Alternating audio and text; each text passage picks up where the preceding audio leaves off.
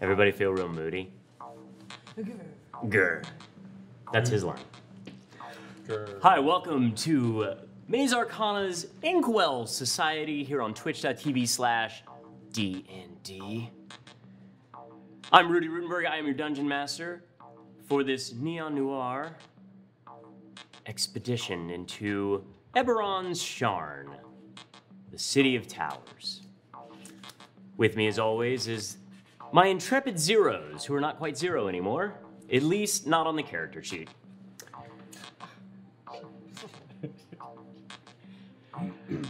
Kyle, do we have any announcements? We always have announcements, and we've got some good ones. What do you got? We've got World Anvil. World Anvil! World Anvil is one of our sponsors. They're amazing. You can go get all of your campaign needs taken care of at worldanvil.com. History, timelines, notes, all that good stuff. Of course, we also have The Rook and the Raven. The Rook and the Raven has wonderful little campaign books you get to do and make your notes at the table, and drawings, and more drawings. The Satine draws over drawings, and you can go get those at therookandtheraven.com. Of course, Rudy was holding up a little sign there as the Level Up Dice sponsor, who makes great things. That's at usalevelupdice.net. I think they've got some new ones they were just talking about this week if you want to go see the new things. They have dice that you can use under blacklight. Yeah, those are really cool. So you can keep your players in the dark. Nice. I don't know how that feels. Just don't look directly at the light. Then Unless your soul's black. Wormwood makes some really cool dice trays and dice towers and dice holders and dice things and Maze Arcana logo dice, which you can find at wormwood.com, with all kinds of special woods and special designs, and some come with special letters. I just put away my... We have a code too. We have a code for Wormwood? We do for free shipping. Oh. Yeah. Would it be? Would it be? Arcanine? No. It's roll for story. Roll for story! Great. With an E or two L's? Oh, jeez. I'll look it up in the break. Yeah, Okey-doke. we'll give you to that. We'll give that to you on the break. Extra Life is still collecting money all throughout the year. Last year's is over now, unfortunately, because the year ended. Did we get any super special prizes right at the last minute? That I haven't heard of any, other than the fact that you get all the cool things from... Just give them to Kyle. have things being handed to me. Thanks, Nikin. Whose are these for? These are for players. Thank you. Also, campaign coins, talking about handing out things. If you got to hand out money to your players, might as well get them some real campaign coins. Get them some real campaign coins. They got all kinds of values, like 1 and 2 and 5 and 5 and 10 and 100 Right. and 1,000 and 5,000. Maybe not. They do. They have castles on the 5,000s. So cool. And you can get those at campaigncoins.com.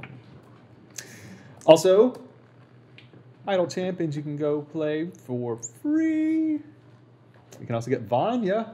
That's what I said, Blanya. Some people have Or special... Blanya. Her Blanja. sister. Blondie. Blanja is... Actually, Sin is playing her sister. She was playing Vidalia. Vidalia. But that's not on Idle Champ.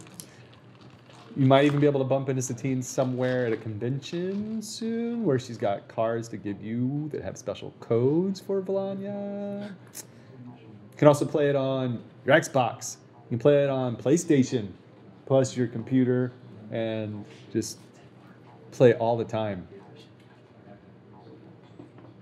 Idle Champions is easily found on Steam or your wonderful little shops for your... I got it on Xbox the other day. Yeah? Yeah, I picked it up on Xbox. Yeah? Yeah. I heard somebody moved to town and hasn't played Idle Champions since they moved here. Nikin! And it's fiending. Fiending. We're all staring. We're all So- staring. Nikin will be back in idling soon. Anything else? We've got some people who have some streams you might want to watch, Yeah. like Sig's got his stream. Yeah, tomorrow I'm doing a makeup stream. Special guest Landon Sider, who's a really awesome drag king. So we're gonna do a makeup together on Manny. There's drag kings? Oh yeah. Yeah. Is it a glitterbeard type thing, or? It can be. Can be. Yeah. It's whatever you want it to be. I love it. I don't know if there's drag barons. Can I be a drag king? If you want to. Yeah. Can you make me a drag king? When you Charlie Chaplin, Sure. when you Charlie Chaplin, you it's drag close. king. Yeah. Yeah. It's just like a drag queen, but in the other way. Yeah. Can you make me? Can I? Sure. I would love one. Let's do it. We'll talk about it. Maybe we'll do it on stream. Maybe. Nice. Also, episode 1 of my podcast is out. It's Oh. on iTunes, Spotify, and Podbean. It's called Sputron. And what are you talking about? Whatever comes to mind. I make silly songs, You dumb two stuff. can hear the craziness that's inside Sig's head. Just search Sputron. Spewtron. Speaking of podcasts, somebody here does a podcast every other week. Yep. That Life Action Roleplay podcast. Yep. It's you and Ryan Yep. and Sin. Yep. And they talk about roleplay stuff. Yep. LARP and roleplay and all of the healthy practices of really getting in touch with your character and really like kind of getting in character, but in a healthy, safe way, so you don't get too far into character and you don't kind of suffer bad bleed from it. Learn your boundaries, but have fun while you do it. Mm-hmm. That brings to mind, we don't know when the last one dropped. When was the last time you guys put one out? Last one was last week. So last week. So this week's the time to catch up. Mm-hmm. And get And you can find them on Podbean Podbean. and also iTunes under Life Action Roleplay. Cool. And that's ROLE play, not ROLL. Hello. We also have streams here. You can see Dungeon Master's Guide on Sundays. Who was on this week? It was Amy and Amy Ryan. and Ryan Ryan. Omega. One of and, the podcasters. There we go. And next week is TJ Storm and Maud Garrett. Nice. I may have to make some chicken salt fries for Maud. Oh, did I say Did you say what? Twitch.tv/SigNeutron. That was my stream. I don't know if I You did. mentioned that. Did but I? that's okay. Oh, We'll sorry. let you Well, pimp now it I out just later seem too. douchey. Sorry. No, You not are. at all. No. You know, it's been a while. It's been a while since is, you've been yes. here. Also, Caffeine we've got kicking in. Sirens of the Realms. Sirens of the Realms. Tuesdays, you can catch up on last nights where some people were singing and they were playing Dungeon Mayhem, and people were dressed up in their gigurumis. We metagame inside the game meta Omega Gaming. Is that Cool. intrameta? Intrum. Inception. Actually, it was D and Deception is what they called it on the It's chat. dice. So That's the one. Dwarven Forge built us a yachting portal, and in the back of it is Durnan's D&D game. It's a Nice. mini Little set. table with little bitty creatures So and map and everything. Vivka ran it. Vivka Dungeon Master. So whenever you do D&D Deception, you got to do this. Get out of the totem. I have a totem. So with And that, I believe that takes all of our announcements out. all right. So nobody has anything else. Let's roll our. Did you say we already rolled the intro? We're doing a. We already introed. I'm ready to Okay. So. Well then. Welcome back from your dream sequence to Inkwell Society, where the rain clouds only obscure the sun when our players are awake. Oh, there was one sponsor I did want to mention that we forgot. D&D Beyond. For people who wonder why I look at my phone, it's D&D Beyond. It is true. It looks like you're on. You're just. It does. And I feel bad for everyone who thinks I'm ignoring the group, but I'm not. D&D Beyond. D&D Beyond! All right, so with that, On the game. if you last remember, in the last session, which our gruff gentleman was not here for, in the last session, you made your way back from the precinct and, bless you, and were able to corral the young ladies back into the costume room for the Old Dominion, taking care of them, making sure that they were nice and settled. Felix made his way back from the infirmary, where he had been staying up for the majority of the day, because you guys are night owls, but stayed up for the majority of the day watching over Polly, who had taken a nasty fall out of a third-story precinct wall that had been ripped open. And you were sitting by his side until Bonnie Brassbell came in and let you go home, said she'd watch after him. You had a conversation with some halflings, trying to figure out if there was anything that you could do, some halfling candy stripers there to see if there was anything that you could do to help them help Polly. And after not really getting the answers that you wanted, you headed back to the Old Dominion. That's what kind of episode it's going to be, by the way. Everything's falling apart. Don't mind the ghosts. It's fine. Yeah, it's all good. Yeah. And when you made your way back, you found a mess of sorts from somebody making cookies in the kitchen of the Old Dominion. And you also had some conversation with Cad about what kind of, opportunities or potential there is now that you're the proprietor.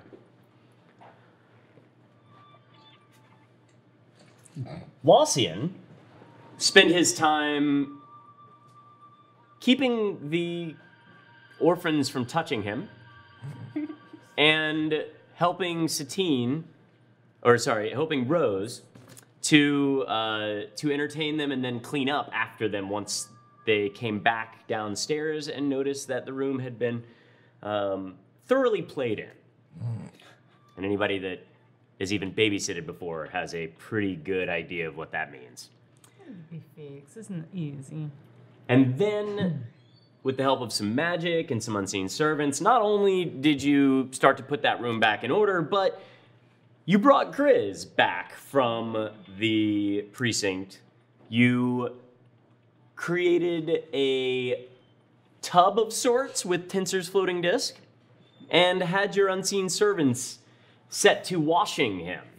And after that, in an effort to entertain the girls, you let them spend some time with Grizz, who was asleep. This is what happens when you don't show up. Brushing and braiding. Ribbons. Ribbons. Perfumes. It's almost like you drew on someone's face earlier.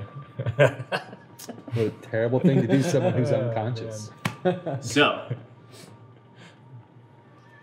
as the late afternoon sun starts to set over the Dagger River,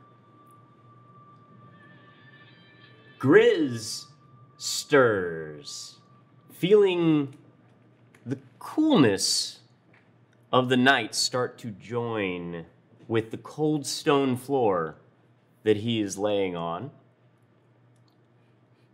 As your eyes kind of blink open, you clean a little bit of sleep out of your eyes. You notice that you all of a sudden have two pink smears on your fingers, and your face feels really tight. Get up and you start to kind of like move around. You recognize that you are in a basement room with the door closed and no lights. Is there anything in the room at all? Not really, not that you can see. Everything looks kind of gray. You can make out the walls, you can make out the door that's over there, but where you are looks almost like just a standard stone room. Smells. The world smells completely different to you.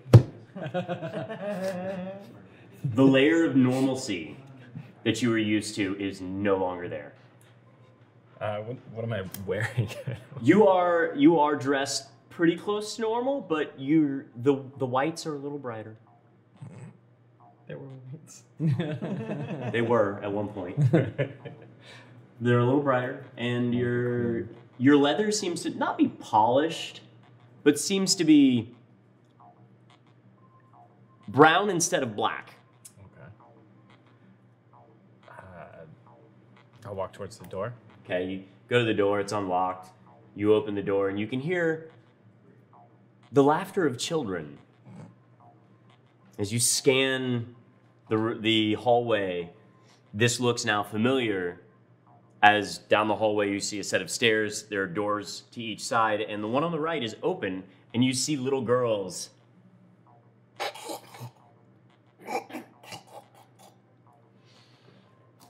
Rose and Laucian then poke their heads out of the door and see you standing there. And the little girl's just... And you see him look up at Rose.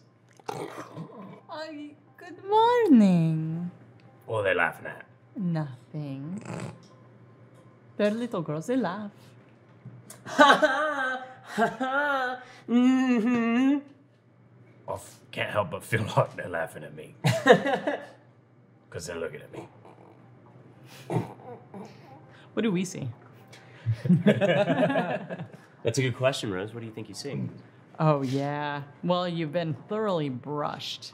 So your fur is like fluffy.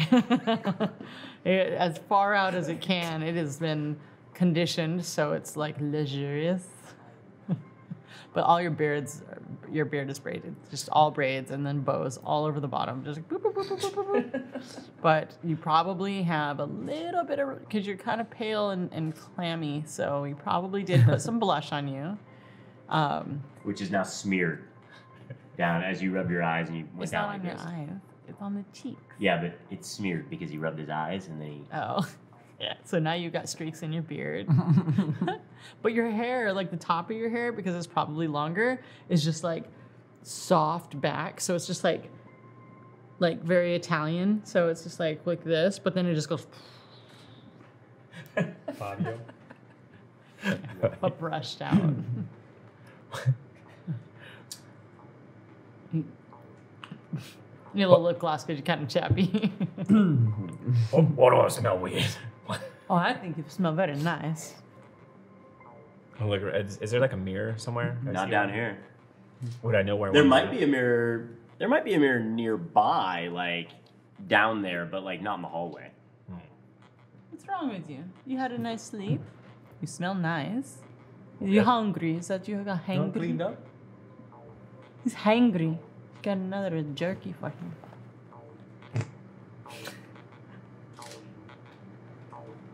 Cleaning up's good.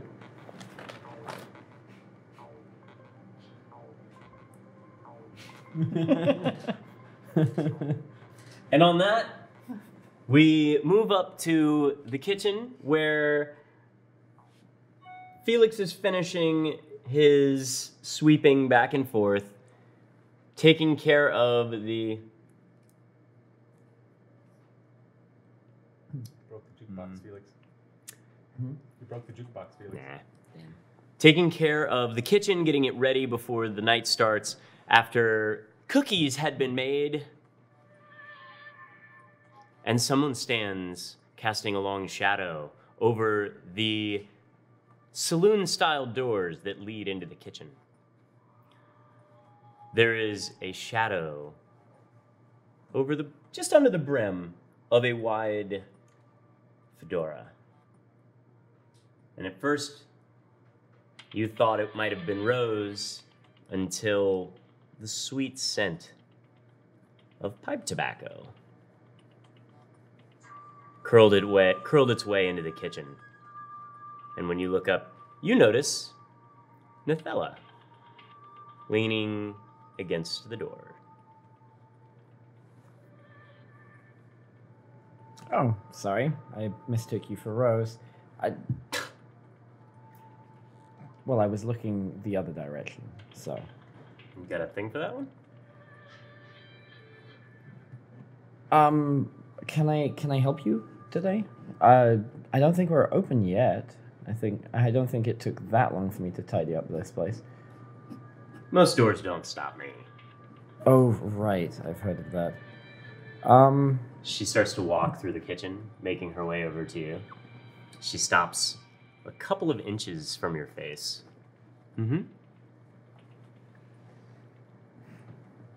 takes the pipe out, holds it behind her back, sort of inspects you this close. Can I help you?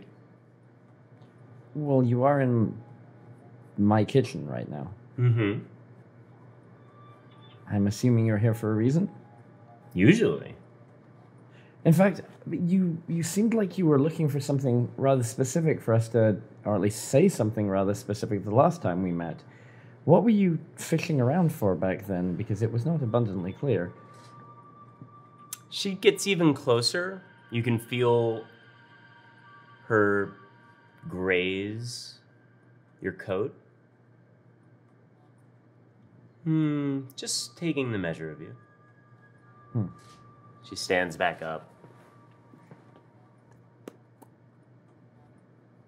What do you think? What do I think about my own question? What do you think about the measure?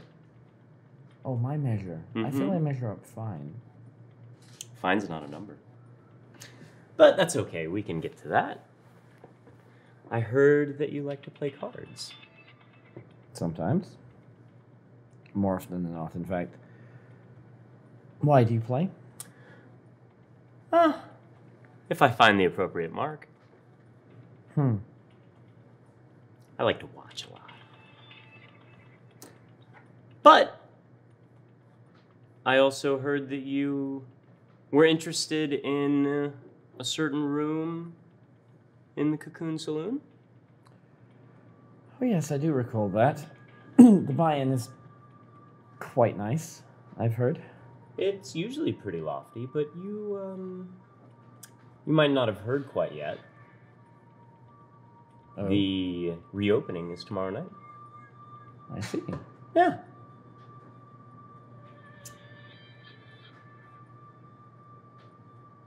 You want to try out the butterfly room? That might be an option. Why, are you planning on going? I'll be there. I hear that you've been recently coined the Kingpin. Lies and falsehoods, obviously. Aw, it's a shame. I'd have liked to seen you earn the title. And she flicks a coin at you. Make me a sleight of hand check. As it flips through the air. I have every intention of catching this, but we'll see how that goes. So that would be 13. A 13? Yep. As it arcs and starts to come back down, you reach out and bobble it. It starts to topple down towards the soapy, sudsy bucket, and you snatch out with the other hand. Just before it falls in.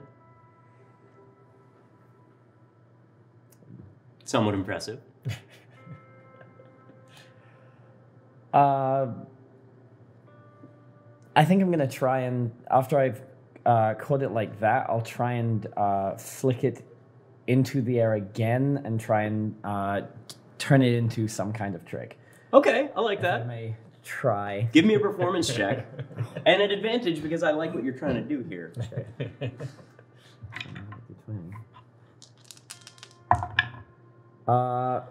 Is that 19? That is a 19. So that would be a 22. So you flick it right back up, snatch it out of the air, and now what? By the way, I rolled a 19. Oh, sorry, I rolled a 19 and an 18 on Yeah, those. it's pretty impressive. Very, very nice. Like, We'll get those out of your system now. I'm gonna have a look at the coin. You flip it back and forth. You recognize this coin as one that you've been very eager to put to use, but have not been able to as of yet. Is it one of the Cocoon Saloon coins? It has a butterfly on one side and a caterpillar on the other. I feel like Felix has been fairly familiar with the very specific one that he had before. He gave that to Lucian. Do I think this is the same coin or a different coin?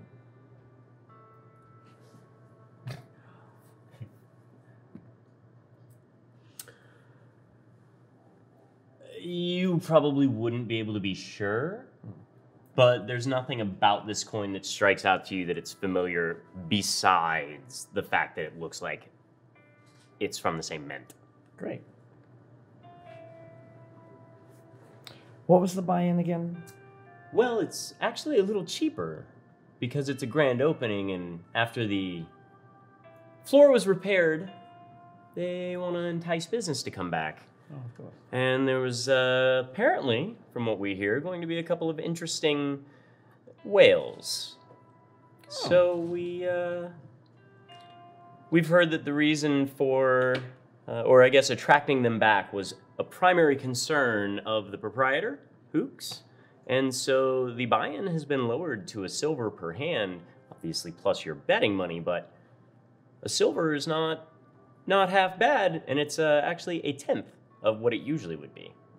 Quite. That's a very comfortable game from the sounds of it. Something that I would expect a kingpin and a proprietor of such an establishment as this would not even bat an eyelash at. Of course. Of course. Well then, I'll see you there. She leans really close. You can feel her exhale on your cheek. If she starts to lean in, then I'm going to try and predict that and also lean in to a degree so she doesn't have to lean in quite as much. Okay. More of a meet halfway rather than her coming into my space. It's more we're coming into each other's Are you spaces. turning your head? Only very slightly. Okay. When you do, you can hear her lips part. Mhm.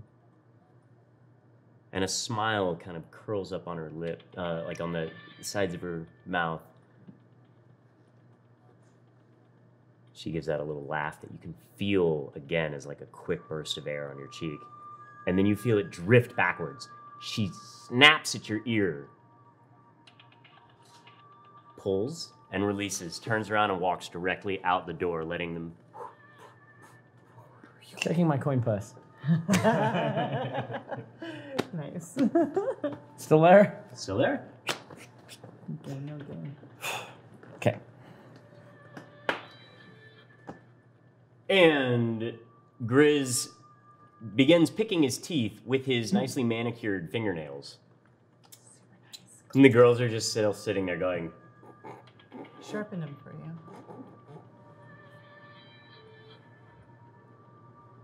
Are they like painted or anything? But they're clean. Oh. They feel weird. It's that kind of, like after you like cut your fingernails, that weird feeling. is that what Grizz is saying? Yeah, well, you're not saying it, but that's feeling weird. I'm just mad talking to the girl like.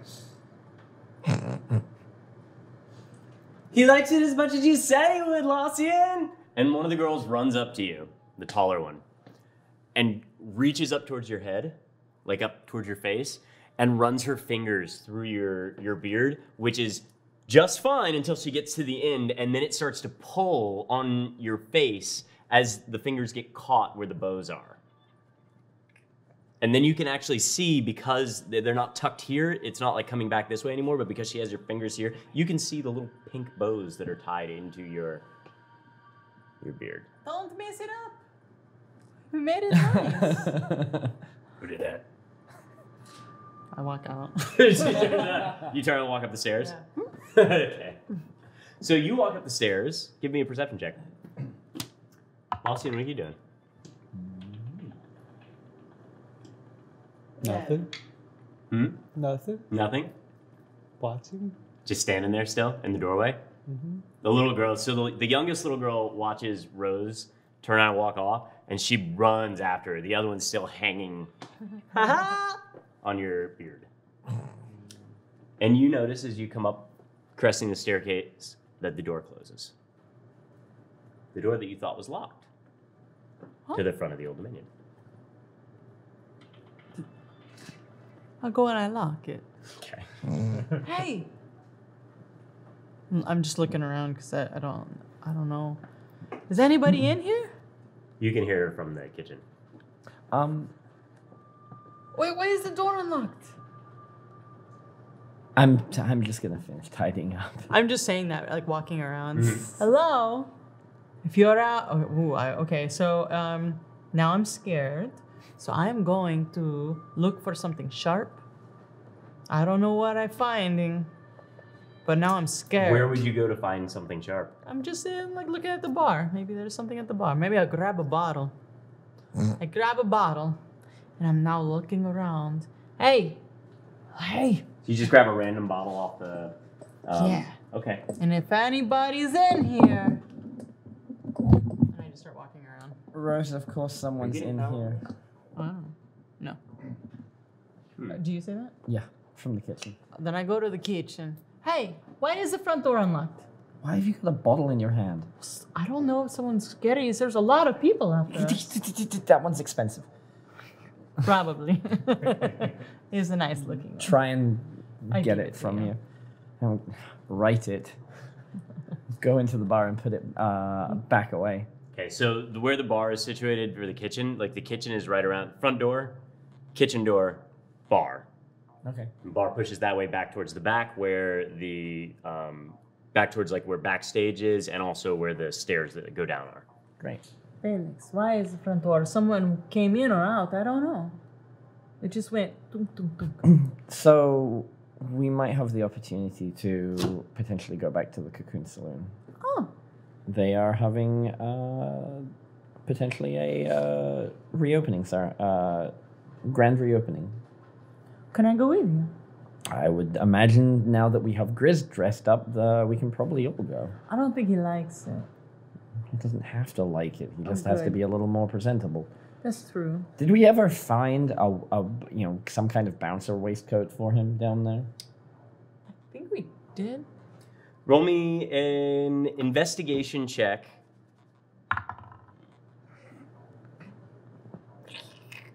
12. 12. No, 10. 10. A 10's enough. While you were cleaning things up down there, you pulled out a couple of vests that you could have down there that possibly could have fit. I mean, it's fine. I'm sure with whatever you've had cleaned him up with and things, that he will be pretty presentable for it. Yeah, once we take the balls out, it'll be good. Bows? Well, Oh, I need to see this. So here we you go head now. out. You should go fast. So as you are coming down, what are you doing? I was standing there, staring at him with this kid just hanging in my beard. Like, So the kid spins twisting your beard, which would pull you down a little more, and then starts to move towards the staircase, rushing up. She's like, "That's it! That's it! Come back, my hands are stuck!" And you just can't help but go with her. not happy about it. Not happy about it. As she leads you up the staircase, Lossian, what are you doing? Look around, see that there's nobody here. Just start walking downstairs. So as you start to clear the bar, like on your way down around the side, as you start to make your way towards the end there, you see a little girl, little one, Resset, as you recall, as she comes out, or actually, it's Tawny, not Yeah, Resset. Tawny's Resset was behind Rose on the way up already. So Tawny is just barely, her toes are barely touching the floor as she's dragging Grizz along, who's stooped over, bows clean, a little bit of smeared rouge. And looking. With that face. I don't know what I'm speechless. It looks good. Is he wearing the waistcoat as well? Not yet. Not yet. All right. Like, Just gingerly take my hands out. And then, where's the nearest bathroom? Bathroom would where I be, would know where I'm so nearest. where you are would be up and to the right, like across the hall. It's kind of on the far wall, like like the entryway kind of thing, but to the far left. So if you came in from the door, took a left, it would be in that back corner up there. I'll just start walking that way. Same face. So you guys walk as he walks to the bathroom. You guys kind of watch him walk in there. You come through the door of the restroom and the wide window. You just see this very Sire style, which or Kyrie or however you might say it, that it just looks like it's kind of like fancy French court, like you're like done up, and your face has got the smear of a couple of fingers worth of rouge moved about.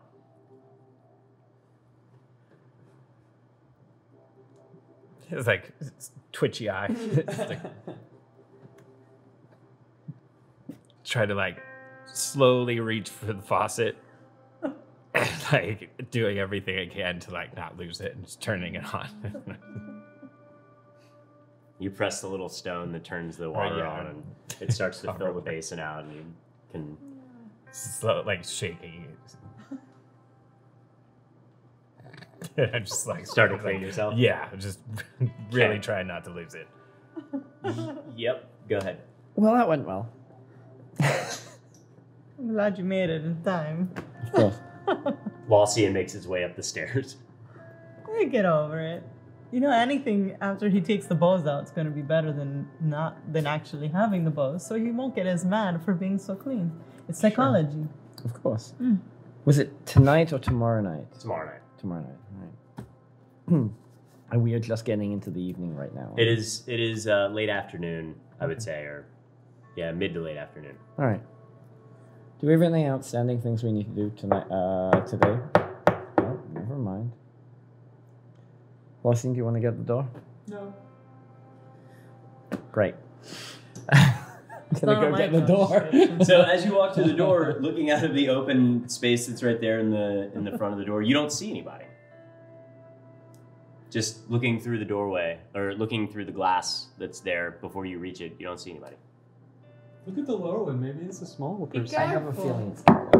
I'm gonna open it and look down. It's Garland. Yeah. Hello, Garland. Kind of already start to say hello, Garland, before the door is entirely open. Hello, Hey. Garland. Would you like to come in? Yes. By all means. Thanks. Hi, Garland. He comes in. Can I get you a drink? Yeah, that'd be great. What's your poison? Anything that isn't? Great. That's fun. I'm gonna go off by memory of something that I've seen him consistently drink. Okay. Yeah. So are you going over to the bar to make it? Yes. Okay. So as you do that, he like heads over to the table that when Latch still owned it was the one that he usually took. And reason is there's a special chair over there that actually keeps him, like actually puts him up at about the appropriate height. You can see it get pushed to where the table is, and then he hops up into it. You come back over with... I'll pour myself something. I would presume he usually drinks like liquor rock or something. cider. Okay, great. I'll go for something like really easy. Okay. Yeah, like not heavily alcoholic. Okay. Like clear-headed style. For him or for you? For me, Okay. he can have The whatever rock he cider. usually drinks. Yeah. And then sit down. He is impressed that you paid attention to his favorite drink. And so when you slide it down in front of him, he just kind of like, all right. How's it treating you? How's what treating me? This? Mm-hmm. Well, we've only had one evening so far. And? The reopening was better than we hoped. All right. Mm-hmm. How's business been so far? As in, did you make enough money? It seemed to go. You just hear like this insane like F crashes, and it's just like I'm just smashing everything in the bathroom. Okay. So you hear you hear the mirror get smashed. You hear, actually, roll me a strength check. Okay.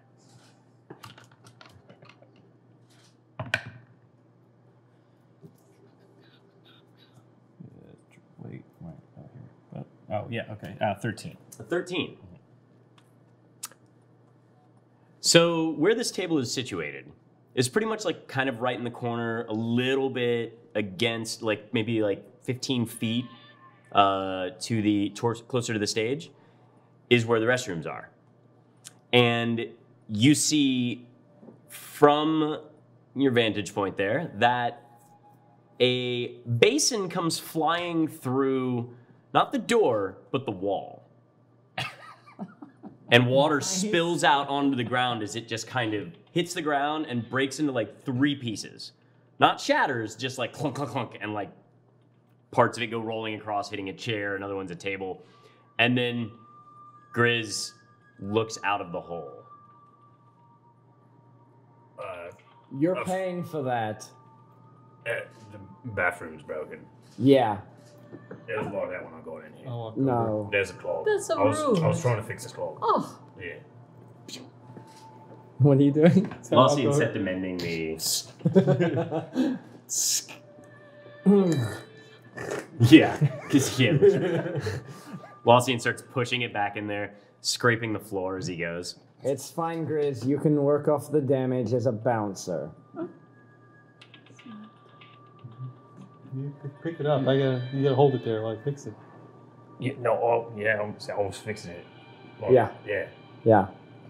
Not with hammers and nails like you do your house. it's just uncalled for. So, So aside from a few bumps along the way, we seem to be doing all right initially. okay. Well, I'll just come out with it. Of course. I've heard from a little candy striper told me that you have a friend that could use a little bit of attention. Yeah. I have some friends who told me to pass along a message.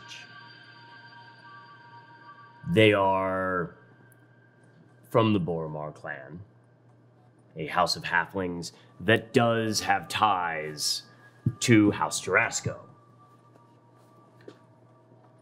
House Jarasco is the healing house, which you would know from just being a sign of the Dragonmarked houses in general. Mm-hmm. And they have a little bit of a proposition for you.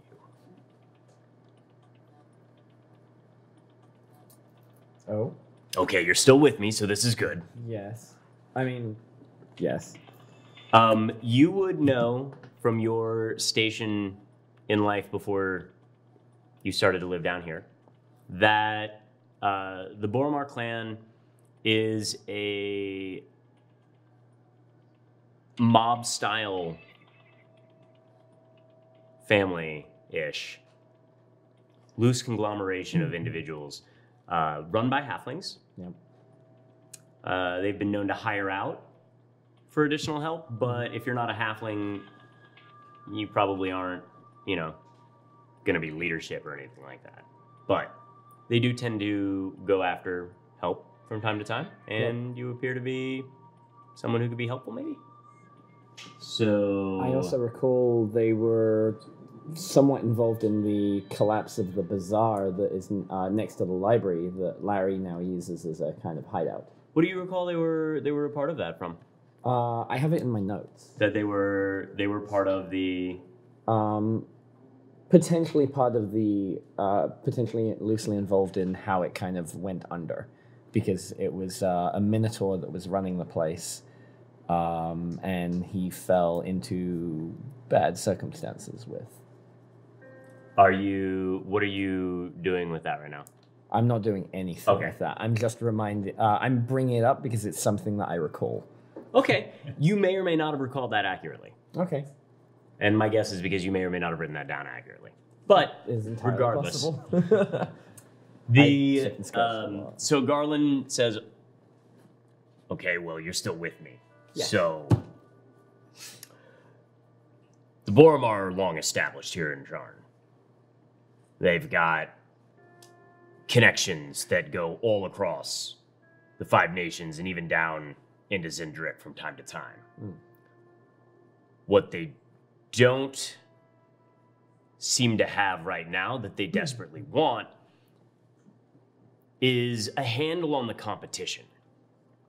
There is a new syndicate that has been moving in, and they don't like that they're infringing on the Dream Lily trade. On top of that, apparently there is some contaminated Dream Lily, and that's scaring a lot of people away as well. So they'd like you to... Is there a finder's fee for any of that contaminated Dream Lily? You are clever. Perhaps that's why you have a new nickname. But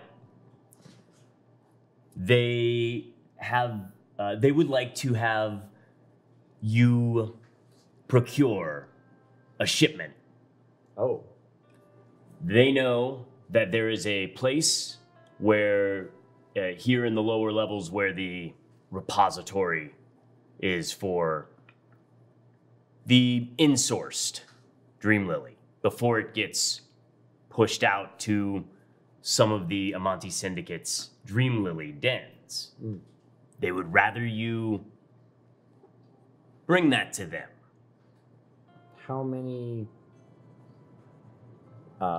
much are they expecting to have delivered? Enough that you'll probably need a cart to carry the crates. All right. That's good to know. I'm going to assume everyone is joining us at the table, because if there aren't, I'm going to gesture for you all to sit with us. Can I get somebody to plug this in over there?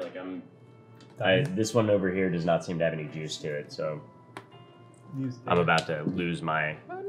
No. There's a thing over here. And also, you. Rose, if you could squirrel the girls away into a room for a moment, so we could all I've had it plugged into that. Yeah. have this conversation. So- Click that on. You were gesturing? Like what? Gesturing for See everyone this to one join again. us at the table. And Thank you. Flossing, would you like to sit down? If you No, want I'm already? fine. Whatever. So I gotta go make them a bedroom. We can worry about that in a moment. For now, I only know of one room. The clothing room, but you don't like it when they go in there. no, I don't. But where else am I going to put them? They're girls. They're wild, like Pharaoh. I'm aware. It's better that they go in. Oh, Robert! If Robert isn't here right now, I don't think. Robert! If Robert were here, he would be having kittens. I don't think Robert. You could just give them some of that drink and then they'll go to sleep.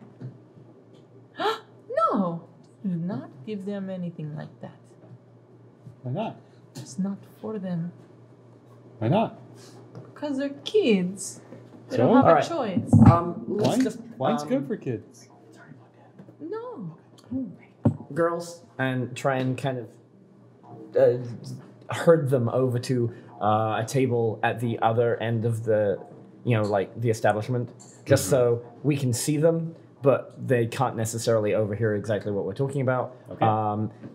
Put some paper and maybe some crayons on the table or something, if we have something like that. Okay, fine. I'll babysit them. You don't have to babysit them. Well, someone's got to keep an eye on them. They're kind of trouble. You can see them from where you're at. Exactly. You'd be okay. We'll set them up with that, come back. Long story, don't worry about them. Please continue. Well, so there's an establishment. Of course. If you agree to the task, I'll tell you where it is. All right. They don't know how much is in there. They assume enough to be distributed. And they would like someone to procure it and drop it off on a specified drop point. All right.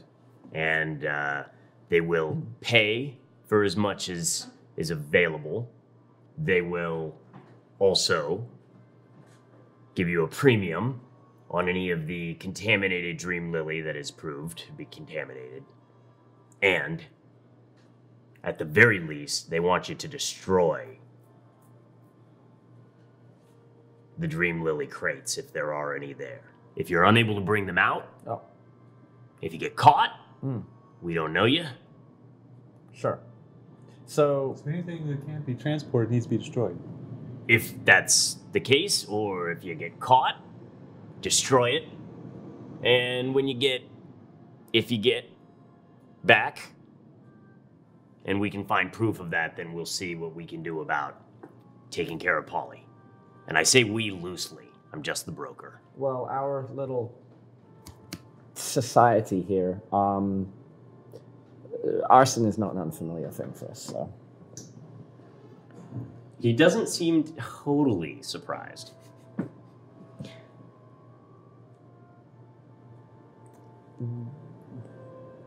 Don't look at me like that. I go downstairs. You go I'm downstairs? pissed. Yeah, I'm upset. Okay, Rose gets up, pushes the chair back, it screeches against the floor. She turns around, corrals the girls, and heads herself out.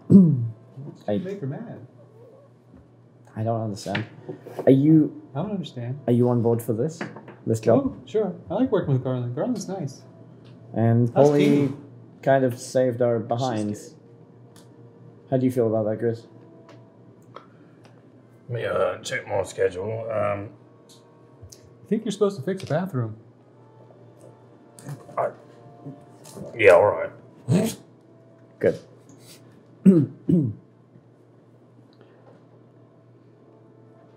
I'll speak with Rose. I think we'll do this. That's good, because I would be worried that the Boromar clan would maybe try and tie up any loose ends that couldn't be trusted. Sure. We are trustworthy and reputable sorts, so. Yeah, that's why I came to you. You were able to handle the job that I gave you before, and I don't know what you're talking about. very good. Now, Felix, it's one thing to be into me for some money. I'm glad you said yes, because I had a feeling that they might try and take care of the bull if you didn't. And I think that if anything goes wrong, it's not beyond them. Noted. However, the money's good. Sure.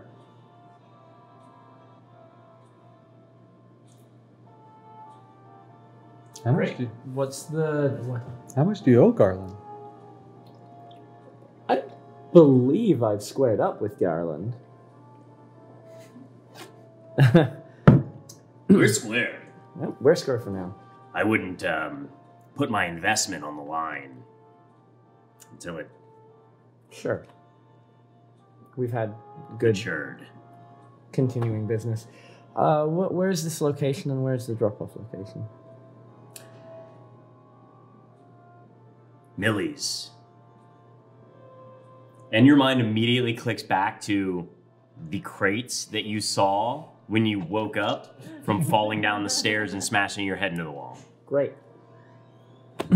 And also drifts to the right side of your jacket, which is slightly heavier than the left. And the, what is the drop-off location? He slides a piece of paper across the table. Mhm. I don't know, and I don't wanna. Great.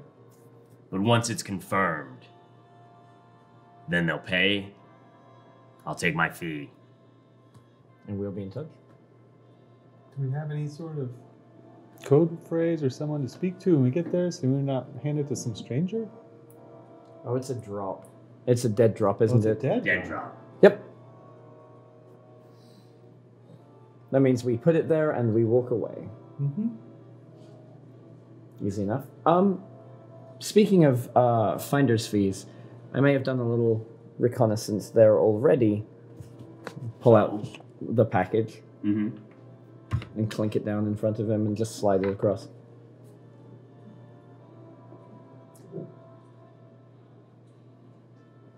I'm slightly worried by this. Why? What do you mean?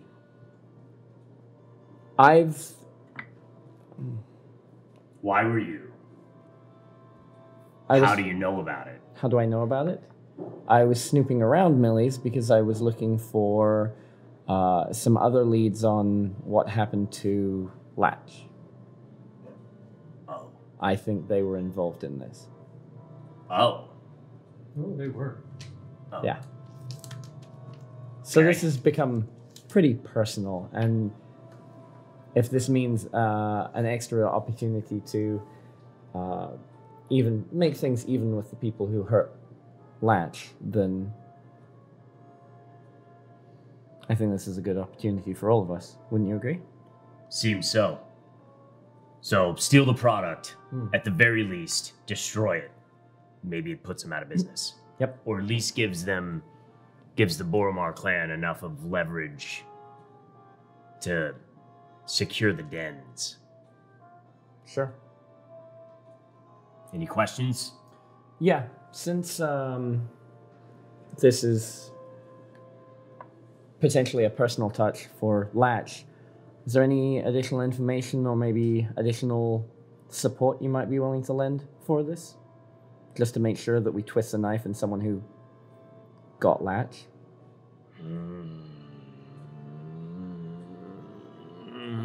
Give me a persuasion check at advantage. Okay. Since you played the empathy card.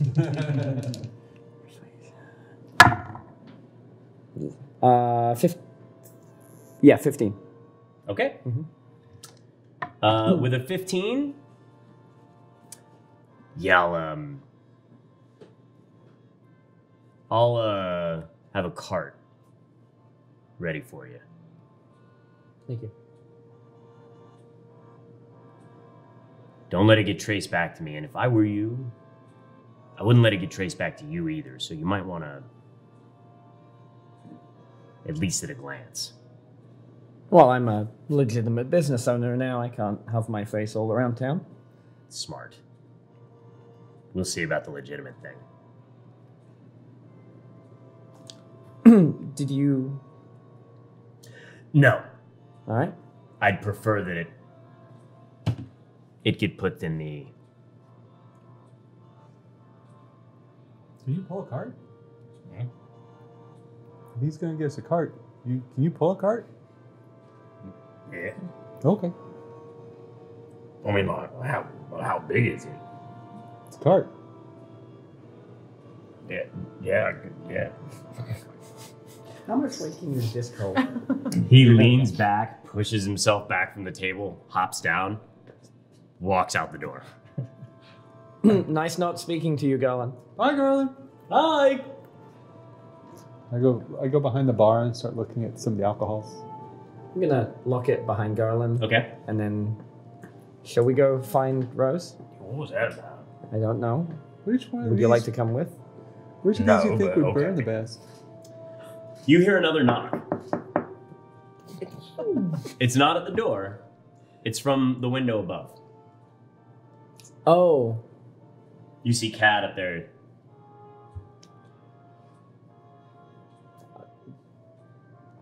should I go up? You want to come down? He walks over to the door and he goes, "What was Garland doing here?" I'll head Having a up. drink, see? Yep. He drove by for a drink. Did he pay for it? Yes. Can you pick up a sign? Depends on how heavy it is. Yeah, sure. Is it already been paid for? Or No. no? All right. I'll go upstairs and collect some money and Okay. yeah. So here's a 2 silver that should be enough to get it for you. Great. Why don't actually you take a gold piece? Great. Make sure that it won't fall. Oh. Sure. Yeah, I mean, I assume that the Volan Crafts can take care of it. Again? Would expect so. Yeah. Okay. That's all. Thanks. All right, and they haven't been informed of the commission yet, so it'll probably take them a little bit to make it. Yeah, maybe. All right, easy enough. All right. Anything else you need me to do while... Yeah, draft up. I'm assuming we have paperwork for employees, so draft up some paperwork for the shifter to be a bouncer to fill in for. Can he read? No, Okay. I don't know. It's fine. Just pull print or big exit. I don't Oh, it's care. fine. I'm just saying, like, just asking. Yeah, Just curious. You didn't have to, you know. it's fine. Oh, heard that. Okay, so he sets about. You head back downstairs. Which of these alcohols would burn the best? I mean, that's not an entirely bad idea. However, I'm going to look for like cheap, horrible moonshine kind of variety of flammable, not fine brandy flammable. Do we have anything in stock like that? You absolutely have swill. Okay, that is flammable. Most alcohol is flammable. Does the Sure. high enough content actually burn? Mhm. Yeah. Okay. Probably going to need 120 proof. There's definitely some vodka, if not some grain alcohol. Maybe kept in a lower shelf, like a cabinet, to because it might be like too high of proof to be legal in Sharn. Great. If you make some tar with it, it gets really sticky and sticks to what you're burning, so it doesn't pool on the floor. Lucian, you terrify me. I'm just gonna grab a couple of clink bottles and put them down next to him. You should use these because they're cheap and I don't know where you're gonna find some tar, but let's go find Rose. Lucian, you're welcome to come. Oh, okay. Where are you? I am in the clothing room Okay. playing with the girls. Okay. I'm teaching them how to dance. I'm bonding with them and also playing with them. Okay. And yeah. So you guys come down, you can hear a little bit of giggling and some sashaying about, and you stumble upon Rose in the costume room or the wardrobe with two little girls teaching them how to dance, swinging them about.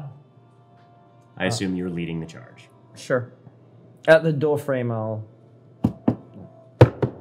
1 minute. I would like to have a couple little outfits that I put out for them, Okay. and then ask them to put them on each other, and I'll be right back. Okay, so you put these on, and I'll be back. Okay. Okay, and make sure it's all right, and help your friend. Are you guys kind of sisters, but not sisters? What do I call you? We're both orphans. Orphan sisters. Okay. Okay, you're the orphan sisters, and you're going to help each other, okay? Because there's only two of you who know what it's like being the both of you. So you put these on and you take care of each other. I'll be right back. I'm just gonna go out here and have a conversation. Okay. Okay, be careful with this. It's delicate. And then I'll teach you how to, adjust it and do all that. Just get it on. Okay. Do you have any questions? Okay. Oh. I actually look at them now. I'm like, what are you up to? Okay. And I look. Yes. Is everything okay? What was that about? Please explain what is going to happen and what you got us involved in. So, do you remember Polly? Yes. Polly may die from his injuries. Yes. They are willing to help Polly and give him a doctor far, far better than any of us could afford. Okay. That is why we are doing what we are doing. What is it exactly we are doing? Simple terms. So Millie's is part of the criminal network that is responsible for killing Latch and a number of other proprietors. That's the Amati Syndicate. Thank you. So that syndicate is responsible for those things. We have the opportunity to hit them where it hurts. Oh, sounds like a big deal. Mm-hmm. Okay, what happens if we get caught? What is the after effect of all these? There's got to be consequences. Of course. So, okay, we save one life, and then we take out all of us and the girls. Like, what happens? What could go wrong? What could go wrong? I mean, we could be caught by the guard, we could be caught by the syndicate, we could face horrible, horrible death. The potential for reward, however, is a fair amount of money, a chance to get back at, frankly, revenge against Latch. He's good. He's a good guy. But here's the thing. Was, unfortunately, Oh, and that he's- is the point. But wait. And also potentially lift ourselves out from this gutter. Oh, I do like that. But can we just destroy the toxic stuffs? Do we have to take it somewhere? Can we just destroy it? Because I don't want to help anybody with any of that stuff. The green stuff? Green, the blue, any of it. I hate it. Well, it's worth a lot of money. That's kind of the point. But I did not get into this to get involved in that garbage. Felix, you would have picked up on the sense that Garland believes that they want to destroy it Okay. because it's bad for business. Yes. In the sense that if people think that that the Dream Lily is contaminated or could be harmful more so than it's already the Yeah. fun portion of it, Gotcha. then they're worried about that. Don't take the brown acid. Yeah. I Rose, so... This is a good establishment, okay? And I don't want to be involved with any of that stuff. Any of the colors. So... I'm gonna die now. Rose, I'm pretty sure... do you remember in the Cocoon Saloon when we broke into the Dream Lily Den and the gases escaped and it caused quite a scene? It was very bad. Yes. If you break... do you also remember when a few of us inhaled some of that material in the burning building? Yes. If we break it there, that's a liability for us and all of the other people around. If we break that much of it, we could give the entire neighborhood a Dream Lily experience that they will not want. Then don't burn it. How else can we So- destroy it? What we can do is put into the carts, take it to that location, and I get the strong impression that the group that Garland and Latch were a part of can get rid of it. They're not going to necessarily sell it. They're just going to get rid of it because it's dangerous for everyone. That's fine. We got to get from point A to point B. Do you know how hard it is to get from point A to point B? That's why we have a cart. Yes. But that doesn't mean someone can't come and get the cart. Yeah, that's me. While we No, while we from move us. Someone can steal it from us in transit. Of course. I mean, there are risks for everything, but Can you dissolve? Don't you have those weird chemicals? Can you dissolve it? it. Dissolve what? The cart? No, the green and the blue and the whatever other colors there are. Well, Just we make could. it like liquefy it. We just burn it. No, not for the smelling. Can you just like add water and then dissolve it? No. You tried it? Yes. Rose, are you more concerned with getting rid of the material, or are you more concerned with the risks? Because I'm getting mixed signals from Both you. of them. Which one is... Which would you like to have solved? Because Well, I can... I don't want to get stabbed. And Great. if we're transferring the big thing of the chemicals, then it is more likely we get almost stabbed by some kids in the alley. If we're dragging a bunch of stuff, maybe someone's gonna chase after us. Maybe. We have to protect ourselves. What about a shank? Oh, what is that gonna do to 5 big guys? Well, A lot of things. Try my longsword. Where did you He has get that too. get but that. What? I've had this for a while. He's got that thing. What's Well, under there? You got a weird. I have my sorcery. You have your magic as well. I only have a couple things. Very few people have magic. You have a We are hand actually crossbow? a little more equipped than you might give us credit for. Also, if we hide our identities, they won't be able to get back at us. So if we hide your beautiful hair and your beautiful face from people recognizing you, then you will be safe from repercussions. Well, the flattery does get you everywhere. Okay, well, here, I have an idea. Did you really want to know some of the worst things that could happen? Because you asked. No, what's- no. Actually, I don't want to know. Oh, okay. But here's the thing. I really like these girls. And they're girls of the streets. So they know a lot. And they know what to look out for. I bet you they've looked out for things before. I don't think they're girls of the streets. They're orphans. Yes, but they've been around out here. In general, is the orphanage somewhere where they would spend most of their time, or was it just for the evenings they were brought into the orphanage to sleep? Oh, they would have been at the orphanages. Yes. Didn't we see this? So they're not. Well, you saw them in this situation where things happened. Oh, But- well, I don't know if that's true or not. This is what I believe. But Yeah. Tawny is actually the one that lifted the purse in episode 1. Yeah, this is I I don't don't know what you're talking about, but this is true. I don't feel like these children are necessarily street smart. I think they They've are, been- especially the big one. But here's the thing. They don't have anywhere to go. Hello. And we should... Robert, give me 1 second. Hello. Oh, you're downstairs. Oh, I'm just coming. Oh, no. Robert, we're having a conversation. Please go back upstairs. You're so testy. All of it, like, you've just been so mean to me lately. Just It's go like you don't upstairs. even like me anymore. We're not friends, Ross. With her. Very quickly. I got it in the Hi, back. Lussie. I'll stand here with Somewhere for Lussie. you to stay. Hi, Lussie. Here's my thought, okay? I think maybe we could disguise the girls and they could help us because What? I said go upstairs. You know, Go upstairs. if only there's someone who's really good at tailors and things, they can He make will, really but good we're gonna have a disguises. conversation first. Why do you need the girls to go into disguise? Because they're going to scout for us. Go! Why would you put them in harm's way like They're that? not, they're gonna be fine. Rose, we should not. I'm going to take care of them. No. agree with that. Yeah, that's. No.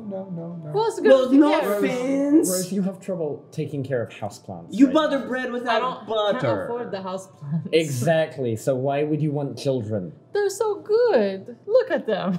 I just opened the door. Remember the scene of the room the last time? Robert's like, oh! And he just runs into the costume. My costumes! Oh my god! The bow and the feathers are everywhere! I slowly shut the door.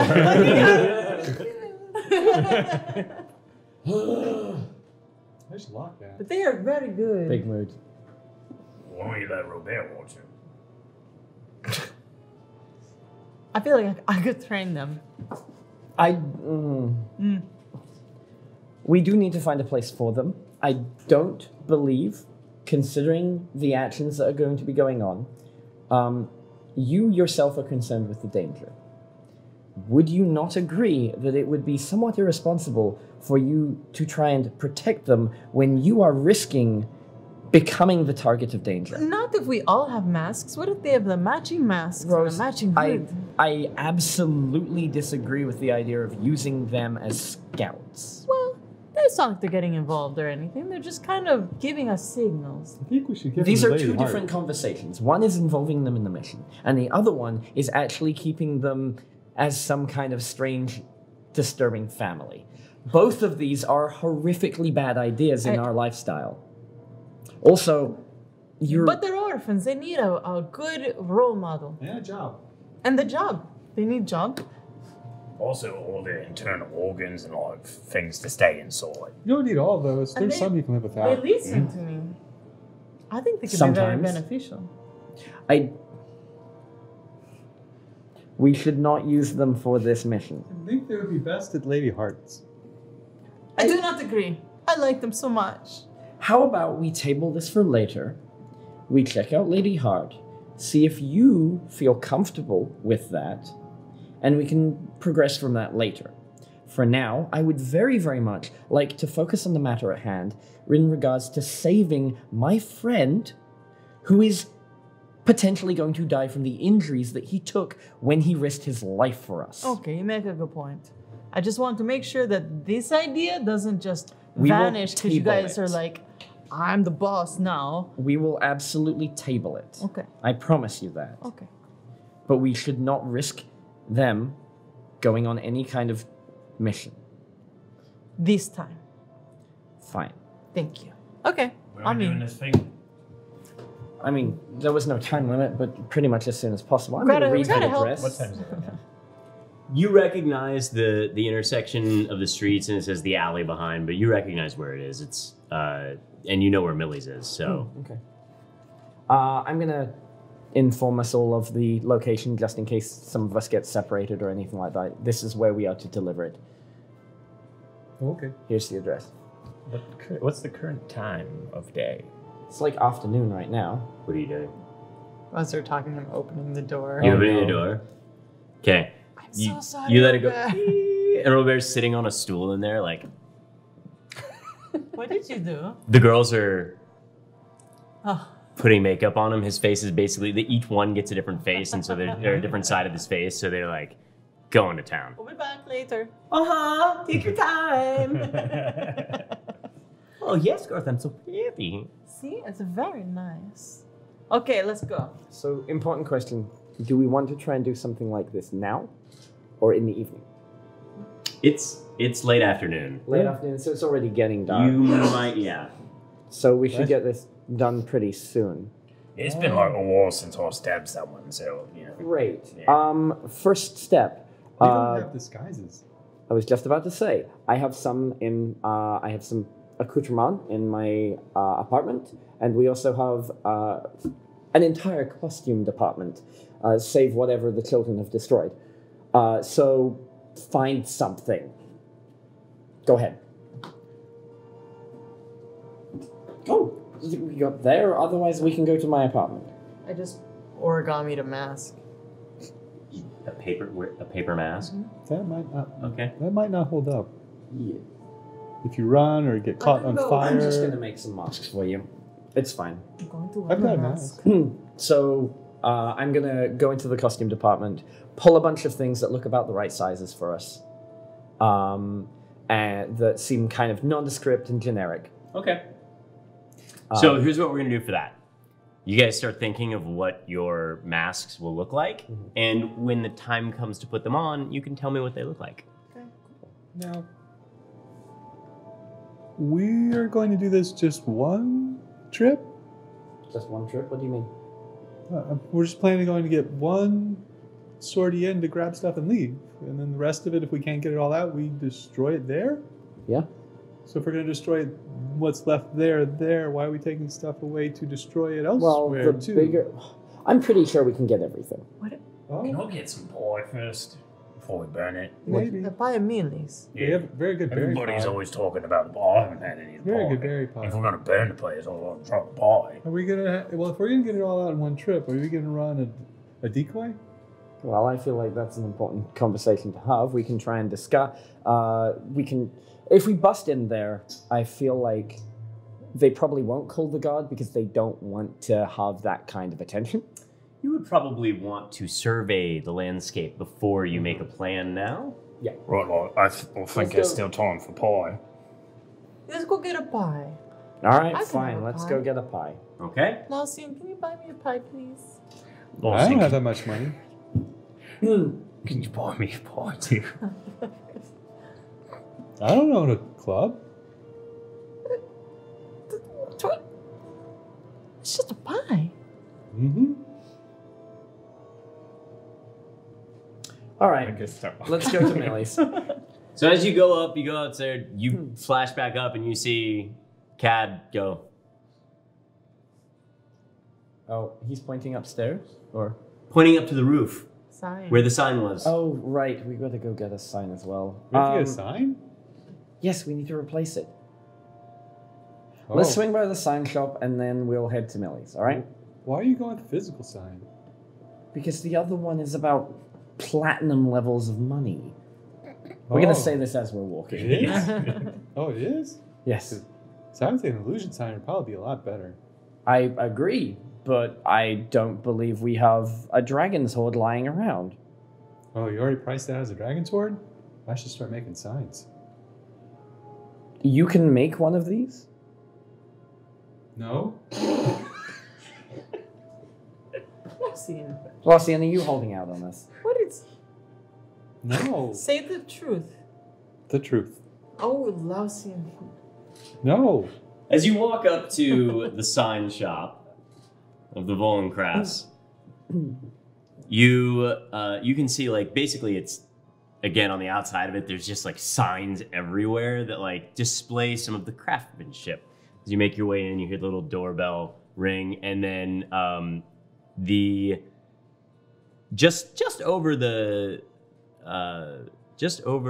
counter, you see the appearance of a familiar woman in her 50s, relatively small, pale skin, very diligent air about her. Mm-hmm. And then you see her oval eyes go.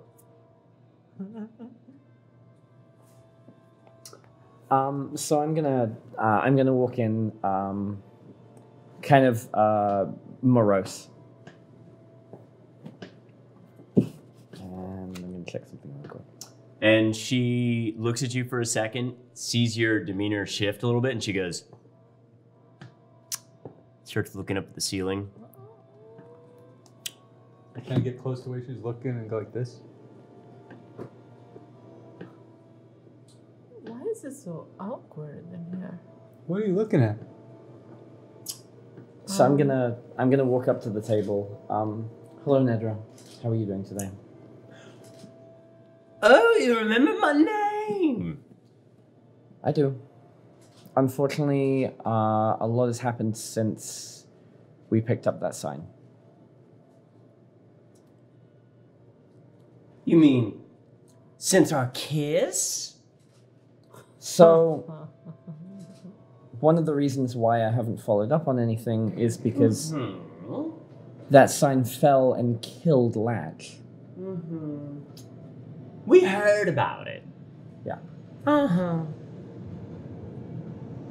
You might want to think about getting reinforced brackets before you hang signs if you're gonna hang another one. I assume that's why you're in the sign shop, because it's certainly not for me.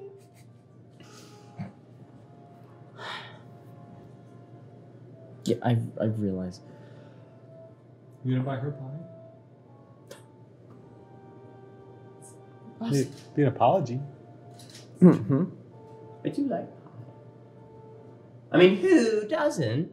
I wouldn't know. I haven't had any yet. It's very good. Yeah, Very this good. one. You've never had pie. Well, not this pie. No, I don't think I'll want. Yeah, no, on that one.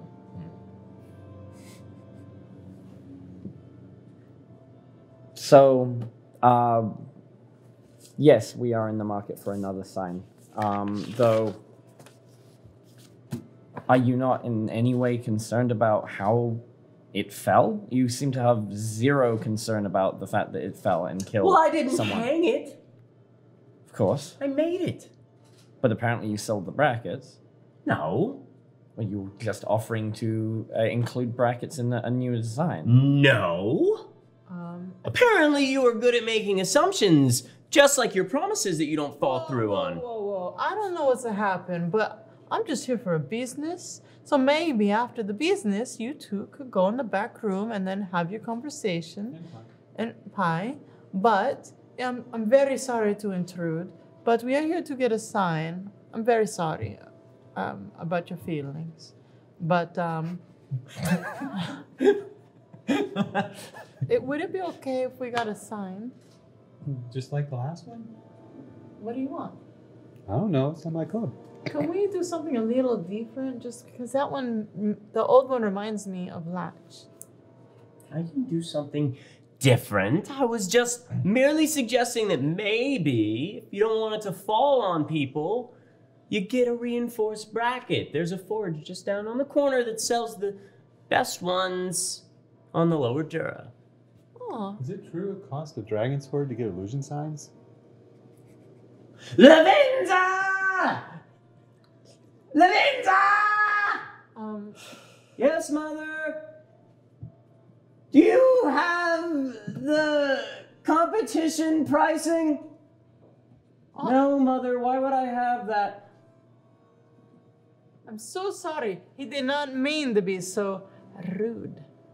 I'm just asking a question. It was a very rude question. Wow. No, it's fine. You're fine. Yeah, I think it's a rude question. Thank you. Rude not to follow up when you make a date with somebody. That's very Can rude. we just make a Yeah, date? that's really rude. Just finish That's the a date rude and we thing get to it do. going.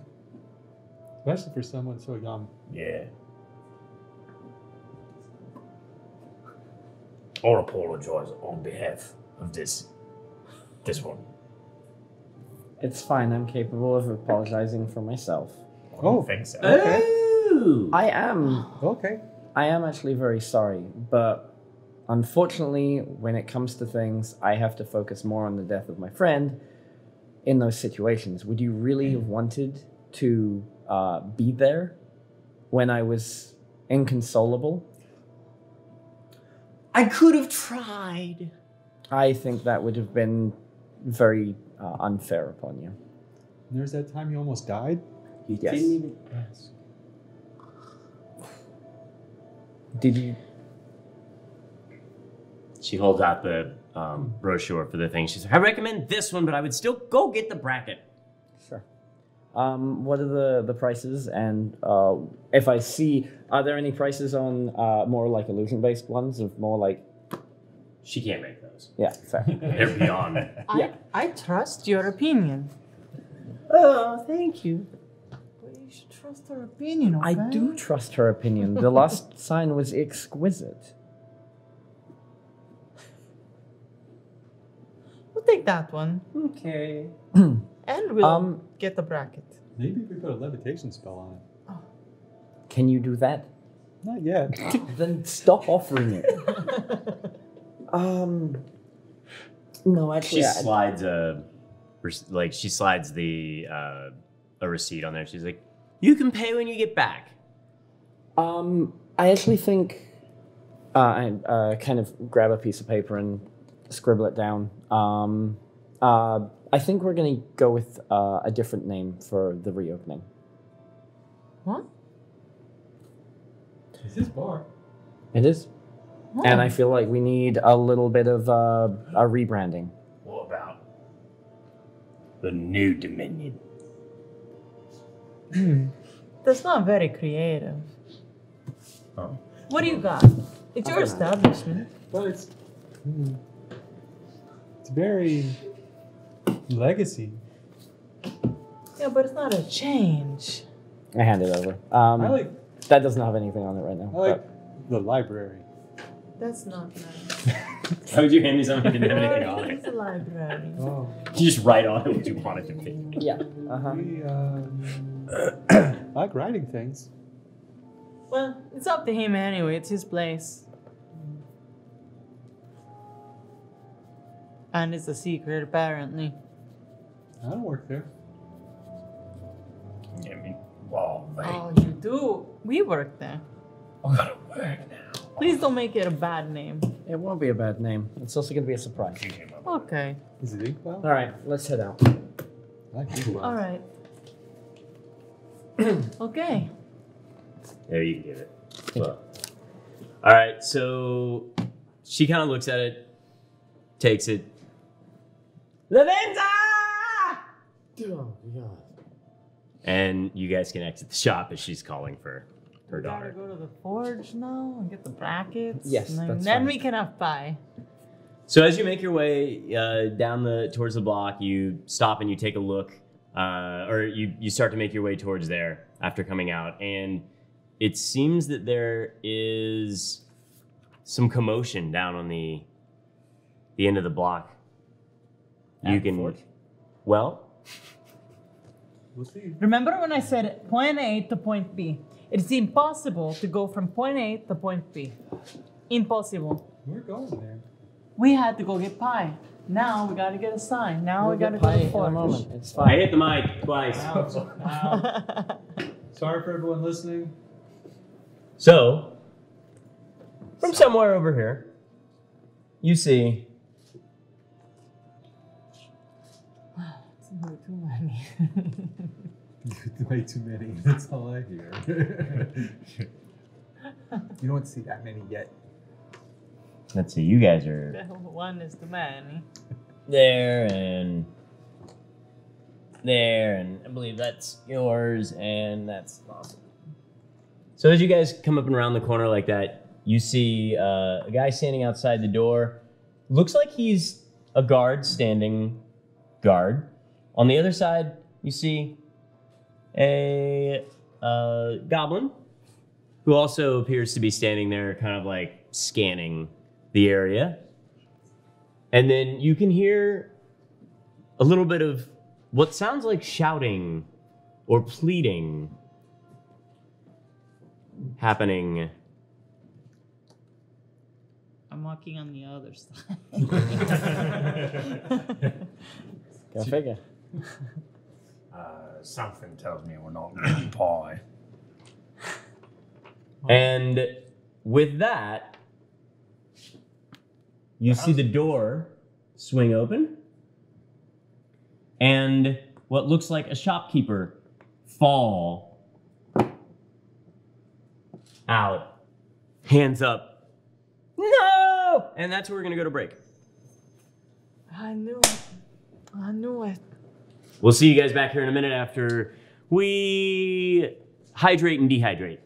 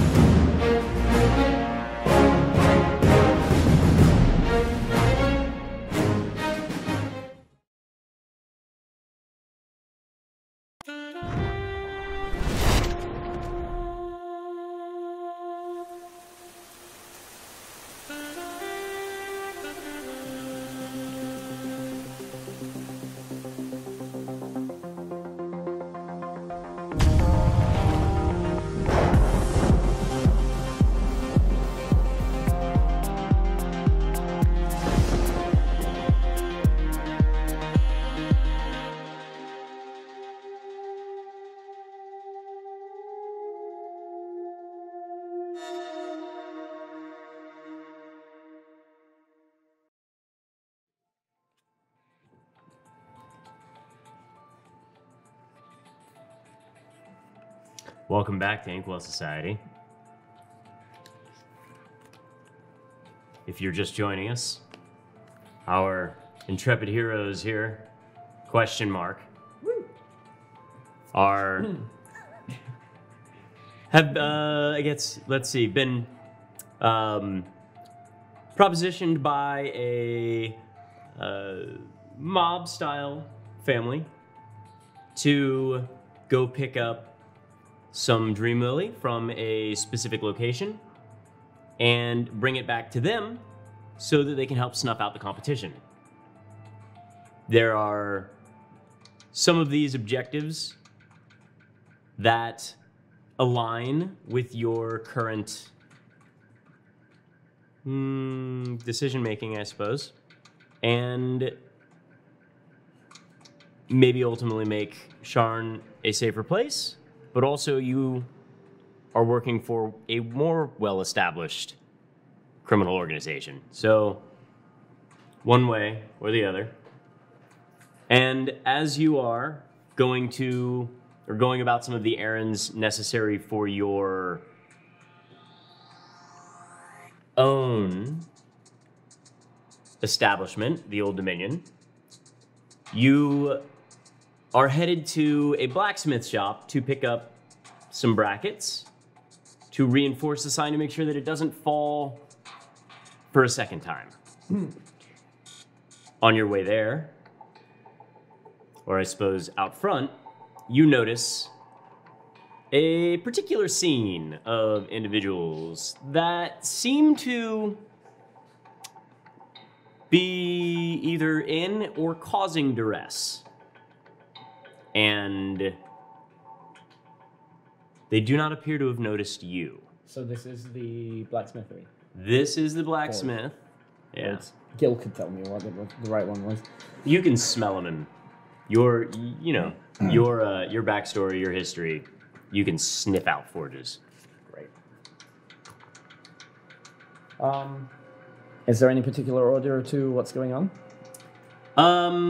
You notice that two people seem to be standing out front, and another seems to be, you can kind of make out like what looks like a gnome, or maybe a halfling. Great.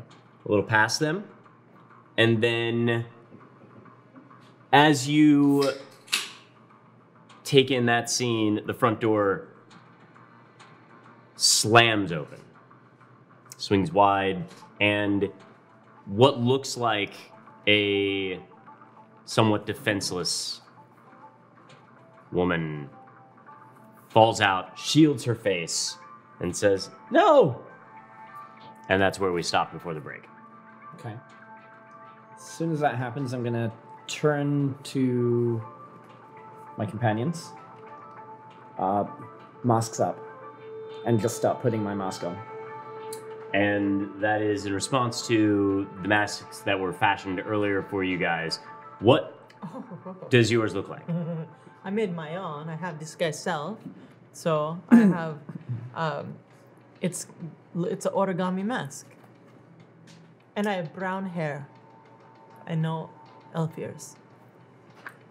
Okay. So you're spending a spell slot to... Mm-hmm. Okay.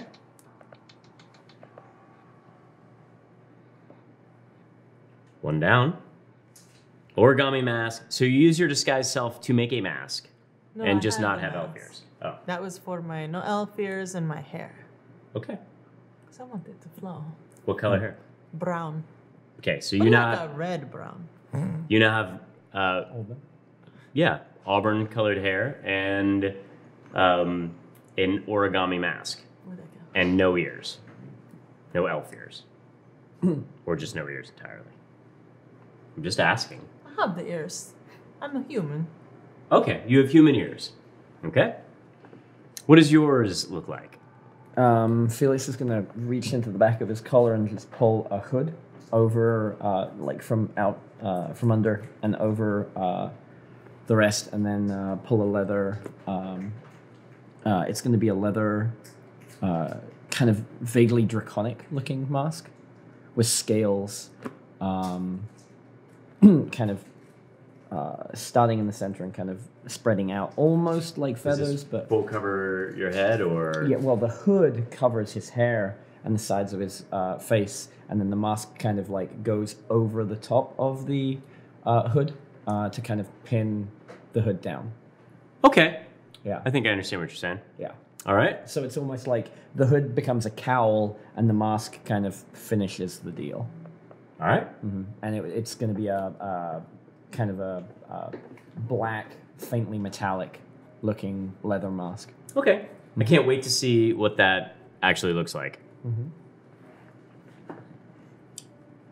I've got what looks like a scarf or a turtleneck that I just take and pull up over my head, pulling my hair back into a ponytail, and pull out this mask.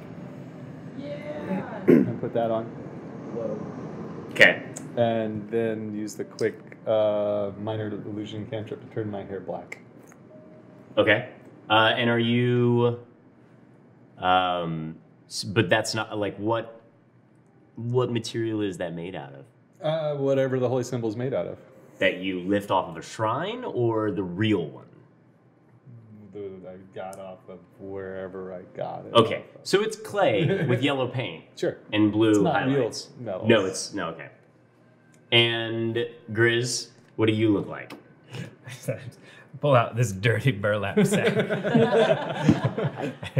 Mr. Punchy. I half expected Mr. Punchy just. Well, yeah, and it's very reminiscent of Mr. It's got a big smile, like toothy smile, like sewn into it, and then the corners are sort of like cinched together into like kind of like ears.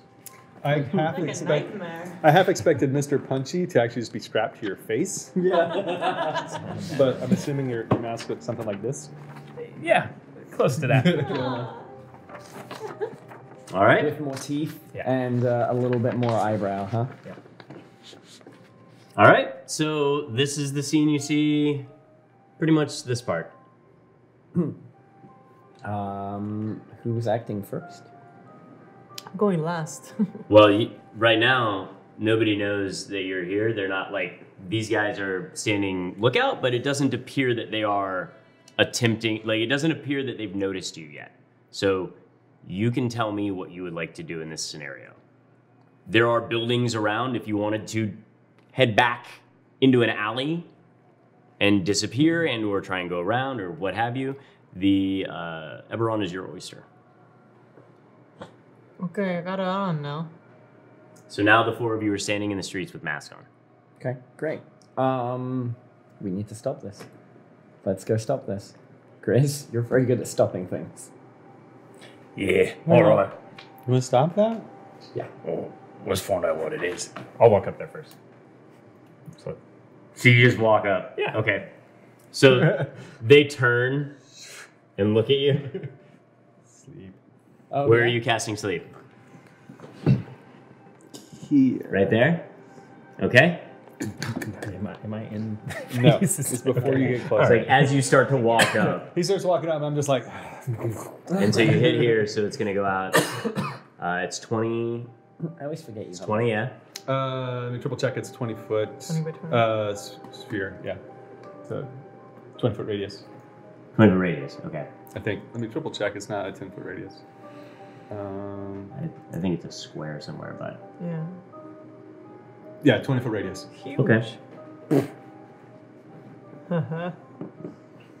Is that time we burned down? No. We're gonna burn the forge down now. Yeah. So let me know how much your Inkwell Society. roll is. Roll about the arson. We were gonna burn something today, no matter what. Friendships, criminal organizations. 30 Toxins. hit points. 30. 30 hit points worth. Sleep spell. It affects 30 hit points worth of people, starting in the middle and starts. And it's starts with the lowest hit points, and they fall asleep, and the next, until there's more hit points and there are hit points remaining. Okay, so you see this guy slump to the ground. You see this goblin slump to the ground.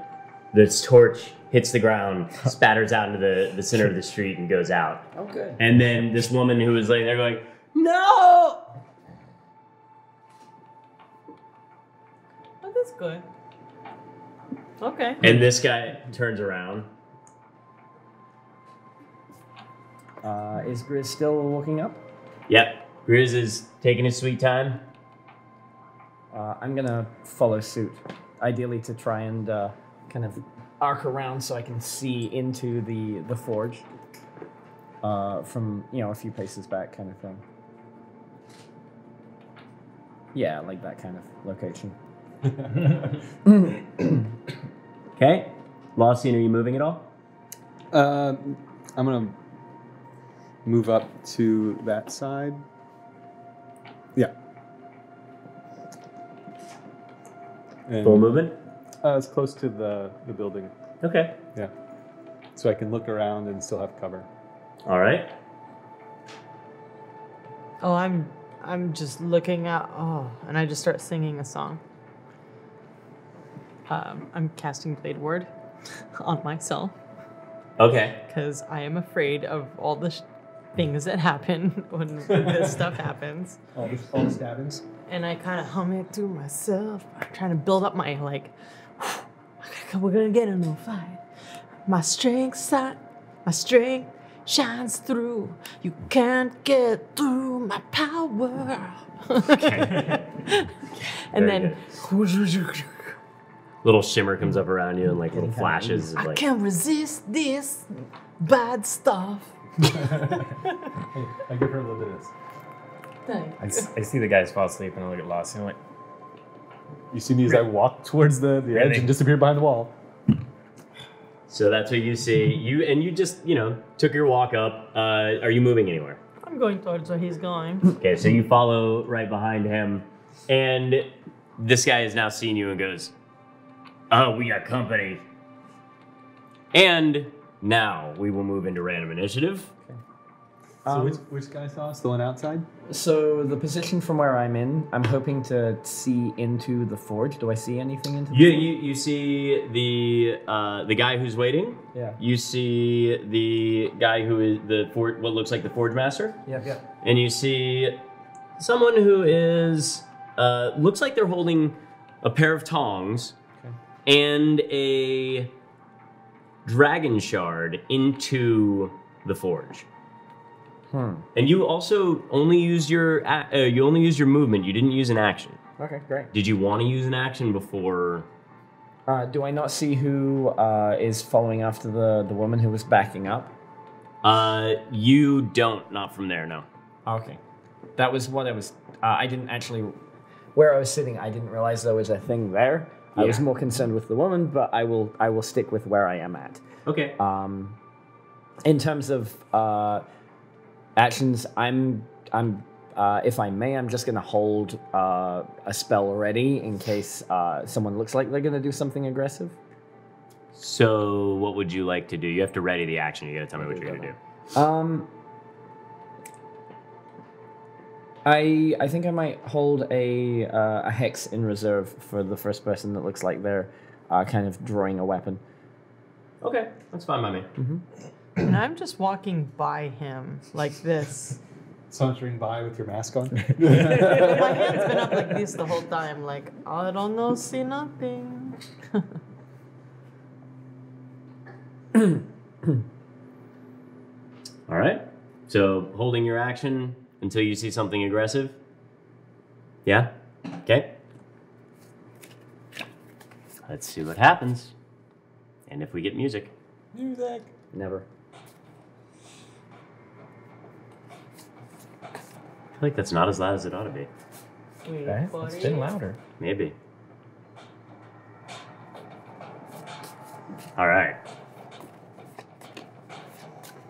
So I can't see the other side of the building. Are there windows on the other side of the building? Yeah, there's a window on the There's back. one, but it's not, like, it's about 20 feet, 20 to 30 feet beyond you.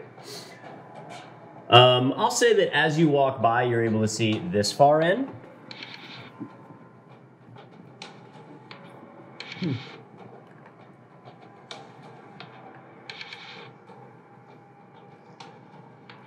Yeah, I can't see nothing.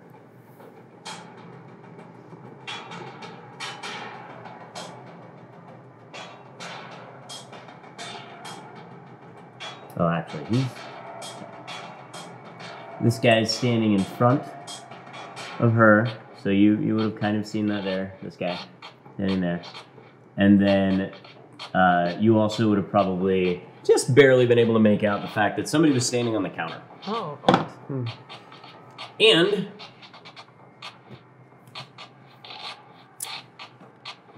the one that said, "We got company," saw the elf run back around the corner there, scanned the rest to see who else was standing there, and launches the hand axe at the one that looks like they're moving towards him. Granted, you're all wearing masks, so it's, there's no real cover. Just one Or I guess no real way that you're... Huh? I said he just wants to ask Grizz a question. There you go. And he will do so with a 17 to hit. It sure does. And where did I put? Where did the dice go?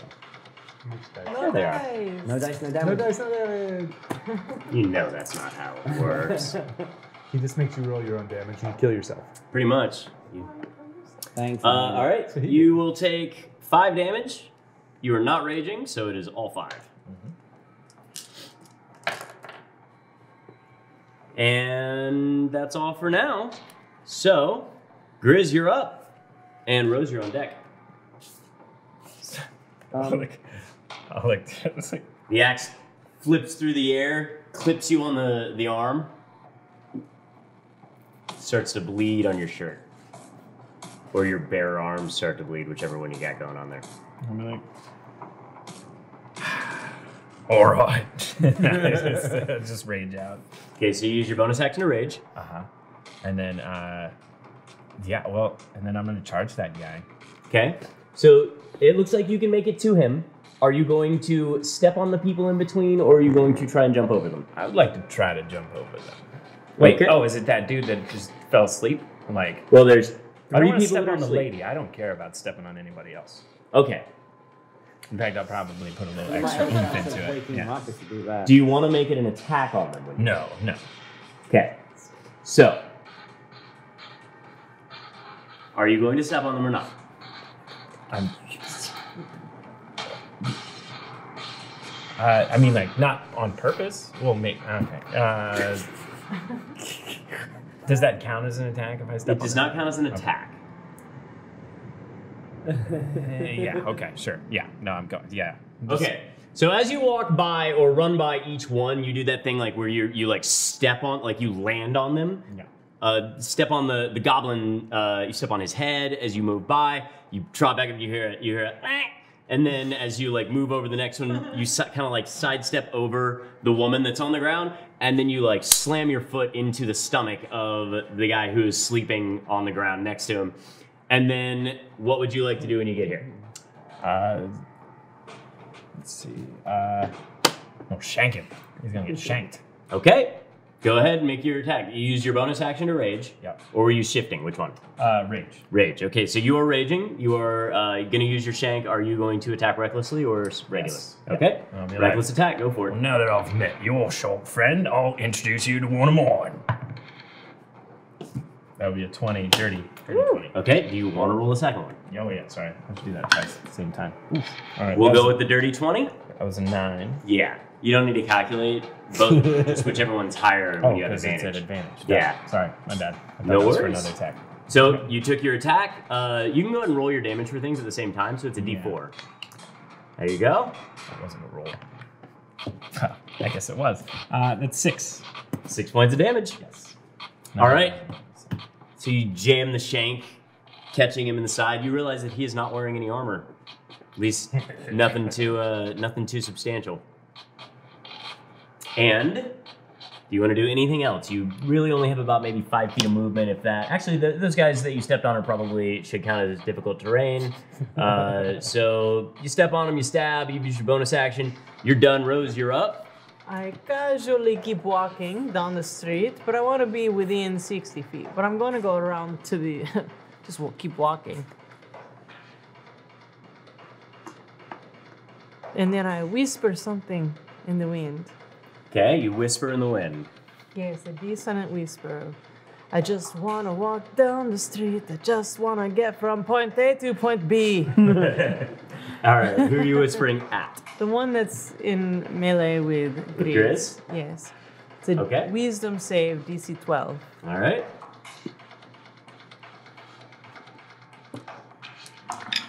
He fails. That is 9 damage, and he has to move. Immediately uses reaction to go as far away as his speed allows, the opposite direction of me. Okay, so if you were to whisper and it scrambled his brain, what would that look like? Like something in his vision that he can't get out of his eyes. So it's like he's backing up everywhere he looks. It's just like in there. Okay, so Grizz, you stab him with your shank. He takes the hit and he kind of looks up at you and he looks really angry at first, and then you just see him like start to convulse, and then you see blood start to run down his nose, and then down his ear, and he just takes another step back, looks across the street, and collapses. I look at the shank like.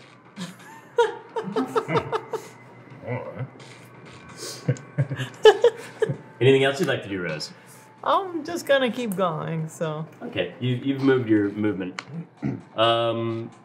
And you hear chanting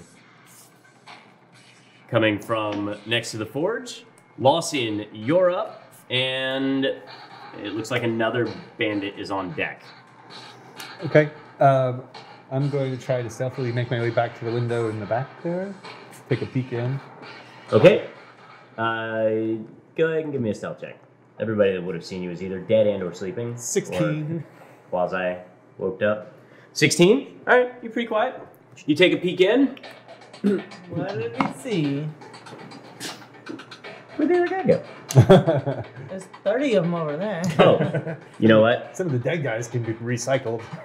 So actually what you see is you see another goblin going through with a bag, and he's going through a chest that has been opened and like pulling currency out and putting it into the bag. Okay.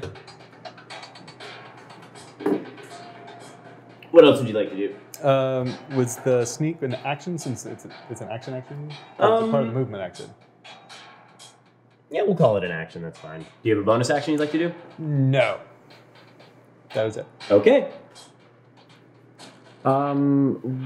Earlier I held an action. Mm-hmm. Does that do anything? Yeah, you would have needed to tell me when you wanted to fire it off towards something aggressive, and it would have taken you a reaction. You still have it until the beginning of your turn. Okay. Can I? So that action, can I hex the fella who's starting to cast a spell? So there's one that is currently casting a spell. If you would like to put the hex on that person, you totally can. Yes. Okay. Cool. So a hex falls on this one. Which ability score are you hexing? Do I recognize what kind of spell he may be casting as a arcana? You are thing? really, really far away. Cool. Okay. I'm gonna go for intelligence. Okay. So what that would be on is on intelligence checks, not saving throws, but intelligence checks. They'll have disadvantage. Okay. All right. Yep. This one steps up, as does this one. Turns.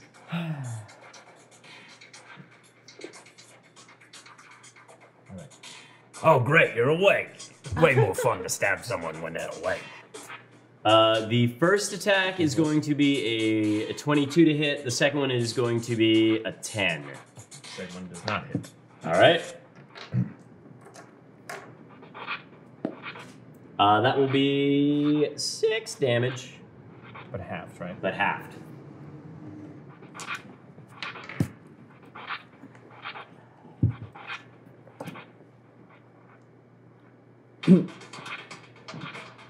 All right. There we go. So, before you can turn around, a spear comes up, slides against the side of your rib cage, nicking you again.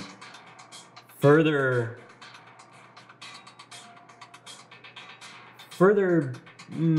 stoking the fire of your rage. And the other one misses his attack. That's it. And this guy steps out gently, very kind of like almost awkwardly over the woman that's there, looks across the street at you, looks over at you. Oh, I'm facing away. Yeah. And looks at you, and then also like turns and sees what his friends are doing. And he looks back in here and he goes, we should probably... And then goes inside, so you don't really hear much more than that. Except for Lawson, who hears him say, get moving. Elfie ears are good ears. Also, that you're standing next to the window that he's. That's why elf Talking ears are good towards. ears. Yay. And Felix, your turn. Okay, so I get a full turn? Yeah. Great. So I already have him cursed. I'm going to toss an Eldritch Blast at him. Okay, so where you're shooting from, Okay. he's going to have really good cover because there is not only two of his allies, but one of yours in the way. Okay. In that case, I will move a little further along the street towards Rose to try and get a better angle of shot. You can probably take a shot from here. Cool. So, Rose, you hear him run up behind you, and then you hear him do what exactly for the verbal component of your spell?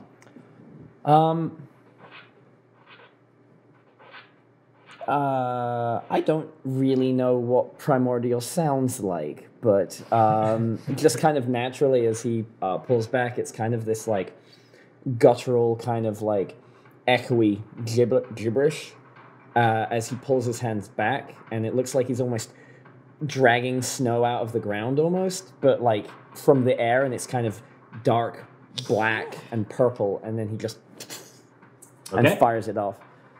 All right, give me your attack roll. Go ahead and roll your damage at the same time. Great.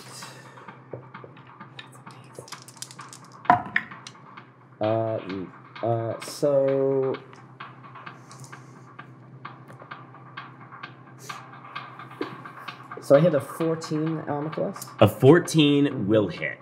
Okay. And I do 10 damage. All right. That, so as you reach drawback, pull the negative energy out of the air, and then lurch it forward, the force rips through the air, almost leaving like the wake behind it, as if the fabric of reality has started to tear itself apart. And then it repairs itself as it continues, but the blast goes out, slams into the creature, and you see them stagger a little bit, and then turn, and their eyes get really wide. And this looks like some form of some gnome or something. I forgot to roll for my hex. It Right. actually does 16. 16 total? Yes. Okay. Sorry. It's all right. Well, now why don't you just go ahead and tell me what the end result of that blast going through the air, what does it look like after the impact happens? I think as he's kind of like staring in shock at me, that's when the necrotic damage kind of takes effects, and it looks like he just kind of his body starts to desiccate. Like just the flesh around his eyes kind of spreading outwards just starts to dry up, and I'm guessing this is somewhat terminal.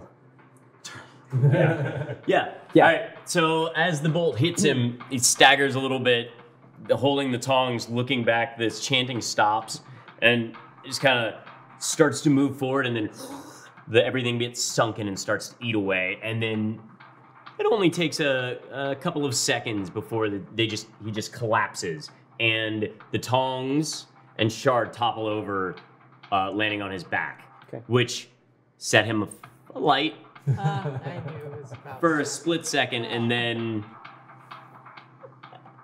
doesn't seem to scream, even though the flesh is likely very seared. Okay. Anything else you'd like to do? You have a bonus action still, and with Hex, since you're still concentrating on it, you could move it. I'll bounce Hex to the goblin. Okay, so the goblin now has your Hex.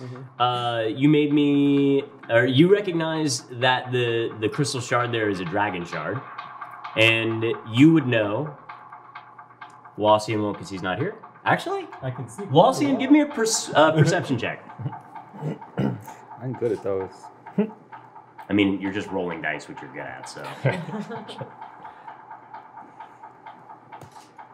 No, this is only a 12. A 12. You can see the crystal shard, and you can see the tongs. You can't clock that it's a dragon shard from here. But you see a dragon shard basically fall and land on the back of the caster, but it does not seem to be moving any further than that. And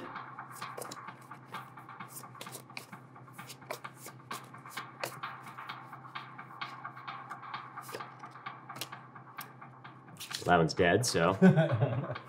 Realized I think I killed the smith. It does not appear that you did. The blacksmith is standing there next to them with their eyes like wide open. Okay, cool. I killed a bad guy. That's good. I was real worried for a moment. Like, did I just kill the blacksmith? But this one, you see two people step out over the through the exit and start to take off in this direction, heading down the street. Actually, we're going to say that they turn and make their way down towards Lausian and clock you standing at the door, or standing at the... See the perception check versus that stealth of 16. Not you standing out in plain view. So, this is all the same turn, yeah? This is the next turn, Okay, but next turn around. you haven't hit your, like, you just finished yours. You do have your reaction again, but you don't have anything primed for the reaction. No problem. And then Grizz, you're up. Lassie, and you're on deck. Okay. And you said that spear went, like, tagged me on the side? Tagged you on the side, then got broke back through, so you felt it going in and back out. Did it hit Mr. Punchy?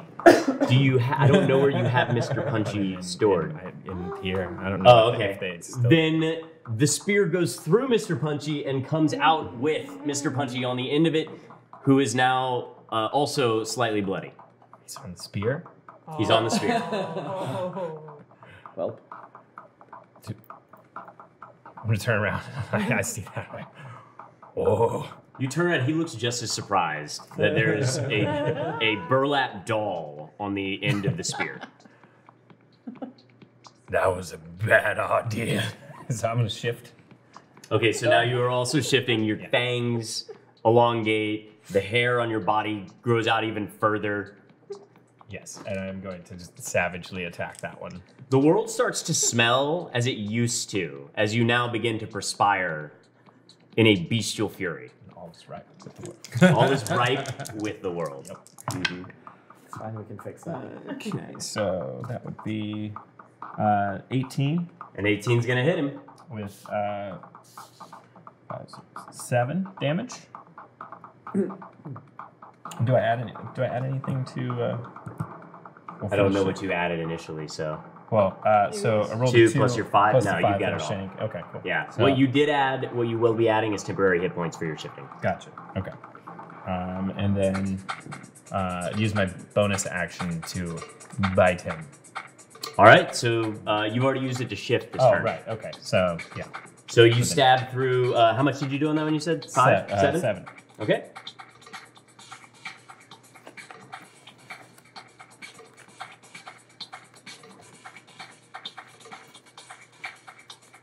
I like this track.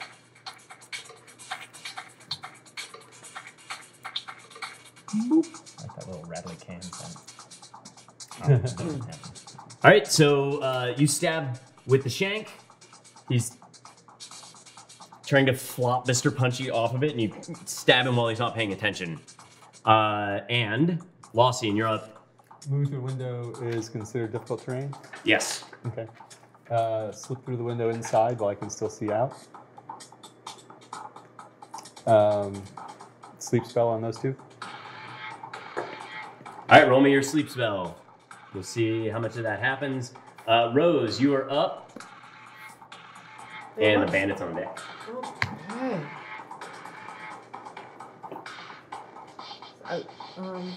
So there's 2 guys engaged with Grease. There are 2 engaged with Grizz.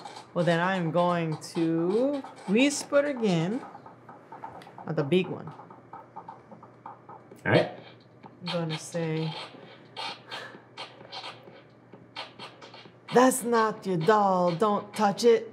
He's gonna punch you in the face if you touch it."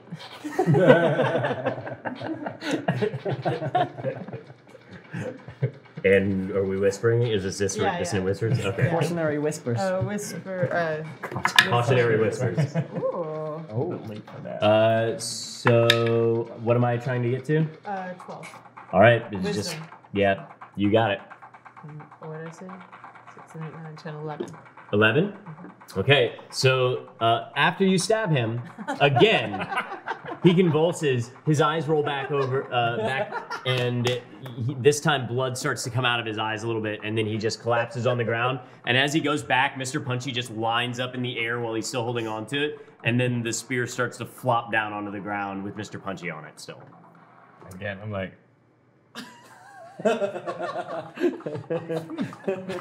Lossian, how much did you end up with? 27 hit points. 27. This one face plants, and this one like runs, like makes it a couple more feet, and then just like skids to a halt, looks at it, and looks at the one that fell, and then looks around. And then remembers that he saw you jump into the window. And when that happens, yeah, it's that time, and that might need that. I will say that where you are right now, you'll have half cover. Okay. Dun, dun, dun. So a dagger comes flying at the window for an 11. oh, it's a miss. Nice. Did you mage armor or something that I'm not aware of? Dexterity comes in handy. Okay. Oh, that's a good one. Yes, it does. Just enough. For the first dagger. And now I have a dagger.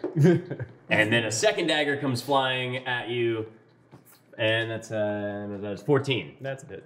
Okay, so the first dagger, you're like, ooh, a dagger, and then the other dagger like hits you in the arm.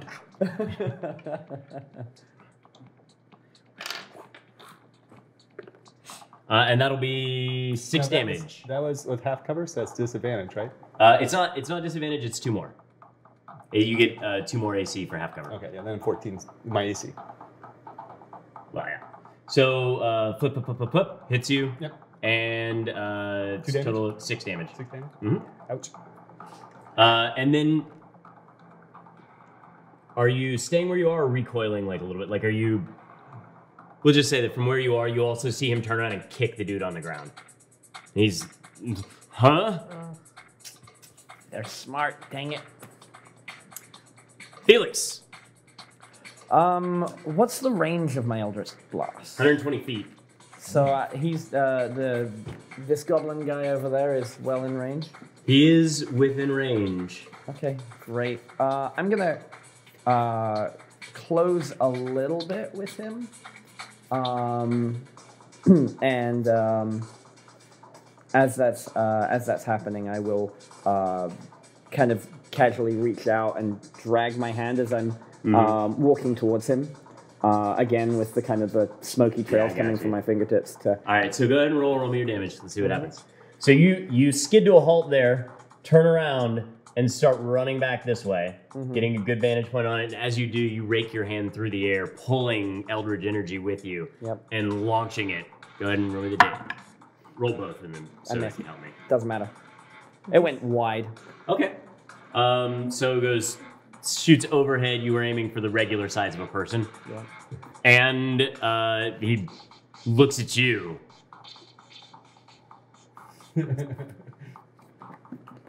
Grizz, you're up, and you have a goblin there in front of you. I'm gonna. Stab at him? Yeah. All right. Still recklessly attacking, yeah? Yep. Okay. That would be a 21 Okay, 21 is enough. with 9. 9 damage. Yep. And then I'm gonna. Bite. Yep. Is All that? right. Do I also roll Yep, 2? also at Okay. advantage, and go grab a d6 for it. Yep.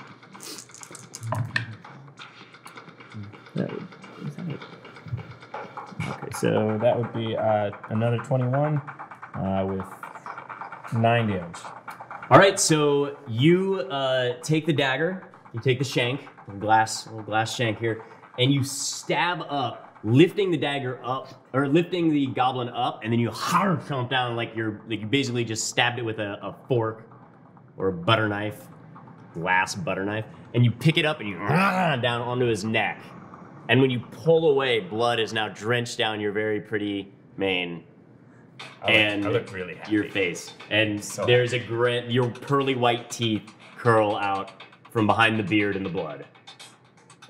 Through the mask, he's got like a. I thought your mask is... Yeah, there's like a whole, like, so when, like, how the mouth is drawn on it, it's sort of open a little bit. Oh, okay. So you've got, it's the, and then... Yeah. I mean, I think it's funny if it's just snipped off here. But, okay, so you know what? It did cover your whole mouth until you shifted and your teeth, your fangs, like, started to lift it up. Okay, I like that. But then when you bit down on it, the friction of it pushed it back down. So now you just have your two fangs from the bottom, like the... Oh, that's good. And then the other two on the top, the canines are down. So you basically now are a burlap sack, 2 eye holes, the little things on the top, and just four fangs, and then blood. Yeah. Yikes. Gobbo still up? No. No. Gobbo down. I have Laucian is up. Oh, sorry, actually, the bandit is up, the Laucian's on deck. And that is this one. So he turns and flings a dagger at you. And also spins and with the same hand flings another one towards you.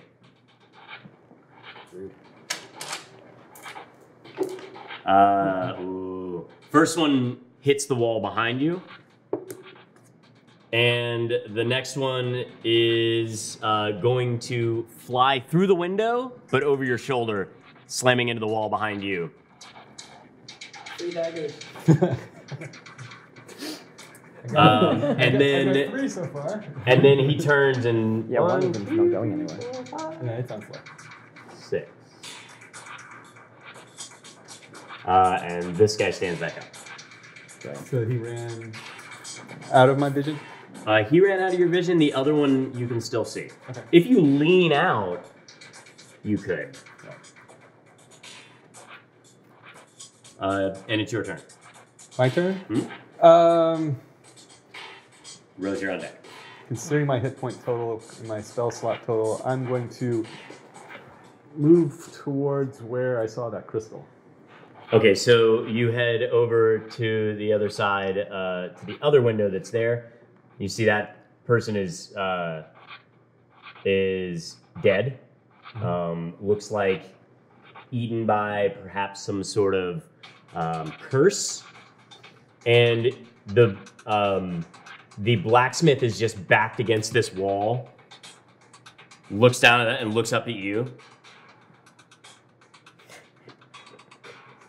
Just kind of like gets down, hugs his knees. I'll mage hand the crystal. Okay, so you reach over, grab. As you do, it wraps around the crystal. And roll me an Arcana check. Okay.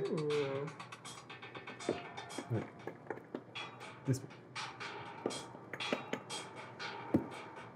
That's 24. Okay, so as it reaches around it, you can see that the magic of the palm of the hand starts to sear and smoke, rises up off of it, but it is able to maintain a grasp on it, and it spins it around and is holding it upright in the palm of a deteriorating magic hand. Okay, I was pulling it. Okay, so then it starts to like bring it towards you, and it just hovers in front of your face as it starts to eat through. What kind of? It is a Kyber Dragon Shard. Okay, I'll let it fall at my feet. And I will also say that it has a, like, different than most Kyber Dragon Shards, this one has like a kind of pulsing orange orb in the center of it. Okay, that's it. I'll let it fall at my feet. Okay, it hits the ground. Not like drop it, like it lowers it down and falls to my feet. Okay, so the mage hand lowers it to your feet. Okay? So it's sitting there just like... Mage hand is pretty like bright and illuminated, isn't it? Sometimes it can be invisible. Like to me, it's like ethereal looking. You can see it. It's not invisible, but it's see-through. Gotcha. Do I see that spell going off over there or not? From where you are, yeah. Okay. Cool. You're probably not necessarily focused on it, but Sure. we'll say that you know, I You have take a- notice, but it's fine. a general awareness of things. Bonus action? No. Okay. Rose, you're up. These guys are such a bad guys. I can't believe they're always getting in the way of these bad people in the Sharn place. This poo-poo place. You're a poo-poo person. And I vicious mockery that guy. Looks like he's gonna fail. Oh, well, look at that. Somehow from over there, he heard your insults, Point of damage. One whole point. and his eye goes, and he goes like, You're a poo-poo person in a poo-poo place. So he didn't hear you very well. and then Felix, you already went this turn, I think. Yeah. I've shot. acted twice. You shot at the. Are we on the Yeah. second or if, it's, third if round? you've if you've done it twice, that's she's actually at third spell. So yeah, no, you'll be up later. Okay. So the bandit takes that like, and then starts to get close to the wall, and then starts to make his way past. He won't make it to the window quite yet. That's what you got so far. with the guy who threw the knives and ran that way. Mm-hmm. Has he been acting before me, or? It's random. Oh, it's randoms. Okay. Yeah. Fair enough. Cool. Which one had the? Well, I guess. Felix, it is your turn. I'll yell. You can make it to the line of sight. Whatever. Okay, great. I will try and do that, but as I'm running, I'll say, what am I going to say? Big guy, red hair. They're getting away around the side as I'm running in that direction. Big guy in red hair, I assume. Actually, let's As in, see. like- Hold on. You two make me perception checks. No. Make me flat intelligence checks. But I don't care what he says. It's a 2. Okay. But I also don't care. Well, if you don't, well, either way, with the 2, what do you get? 18. So you realize that he's talking to you. You don't, but you also don't care. Great. If he was, you didn't care. So now, what would you like to do? I'm closing with him to try and get beat on. Yep. All right. You can see him running. Yeah. So. And your hex is free to be moved. Oh, has my hex There left? was somebody else that died. It's free to be moved. Like Okay. the person you had it on, if they die, you can move it. Oh, yeah. Oh, thank you. Yes, I will hex him, Bonus action done. and then I will shoot. Okay, so as you're running down the corner, you lock onto him. You whisper a couple of words, and you can feel the curse move. And then as you're coming around that corner, you're dragging again behind you through the atmosphere and pulling the eldritch energy out. And Yep. Oopsie. That was better on the other roll. So that is a 15 on the dice. a 15 will hit. Okay, and I got 9 damage. Okay, so as you launch it through him this time, it does like break through. You can see a little bit of gore splatter in through the window, hitting the wall, and and spraying out across the ground as he collapses in front of you. Okay.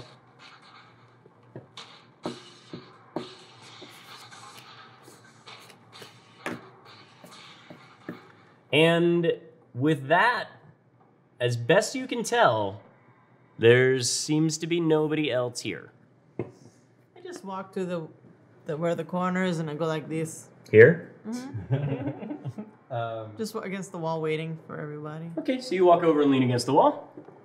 Is the crystal giving out any sort of heat or anything since the guy was holding it with tongs before? So as you reach down and put your hands over it, you do feel like there's a little bit of heat coming off of it. Like enough that it's like singeing, burning hot, or it's just warm So as you get close to it? it's still hot enough that, I mean, you can touch it if you want to. No, I said It I'm gonna put my seems hand like towards it's the hot. stove. That's I'm what not I'm gonna grab saying. it. So as this guy moves over and looks at you, he's just like, I'll mage hand the tongs that were dropped. okay. Pick him up with that. All right, so you've got, as you lift it up, he's like, it looks, And I turn and look at him with the skull mask eyes. he's, just take whatever you want to. Just don't kill me. Pick up the daggers. So you turn around, hold the tongs. Walk over, pick up the daggers. I'm guessing if I get to the corner in mid-run and peer around, the goblin rogue is gone. Gone, but I will let you make me a survival check to see if you notice anything. With my strongest stat, with Perception. It's a no negative. wisdom 12. 12 is not enough for you to pick up where he went, but you did make him turn around the corner, and you have a general beat on the direction that he was headed. Down the back alley there. Yeah, I've lived in Sharn long enough to know that you don't run down dark alleys on your own.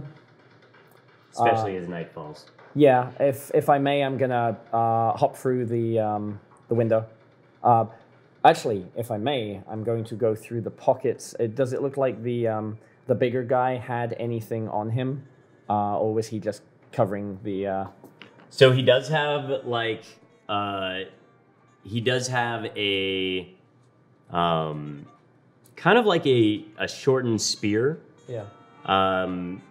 Maybe it's like, I mean, it kind of looks like it was like almost a dagger that was like tied to a longer piece of like maybe a broomstick. Right. It's not the most sophisticated weaponry. Okay. Then it looks like it's just been kind of lashed on. A little bit, yeah. I might see if I can just. Do I think I could snap the broomstick over my knee What are you trying to do? so I have a dagger? Oh, you can undo the twine that's around it and just take the dagger. Okay. Whichever's quicker, really. Okay. And hop through the window. All right. Um, Turn around and you see Felix climbing through the window. That's maybe not quite the exact one I wanted, but Aw. That's what's going on in Nice and Chris's head casual. right now. I yeah. point to the shard that I've got. Mhm. And I point to the guy who's cowering outside the window. Mhm. And then I start walking towards the woman up front who's asleep, Uh-huh. and like sit her up and slowly wake her up. Okay, so you've got the thing in the hands with the tongs. You're gonna hold it with one hand, and you're If I gonna. have to, I'll give it to the mage hand to hold with one hand. Okay, there you go. So the mage hold is now floating there, holding that, and you go and set her up against the wall. Yeah, basically pick her up off the street and kind of like pat her hand to get her to wake up. Okay. And Oh, you point at me? yeah, I pointed to the crystal, Yes. pointed to you, Yes. and I pointed to the guy. Gotcha. Okay.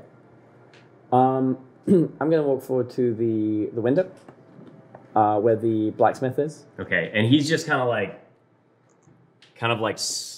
slid up against the wall, and then as you approach, he goes, "Oh!"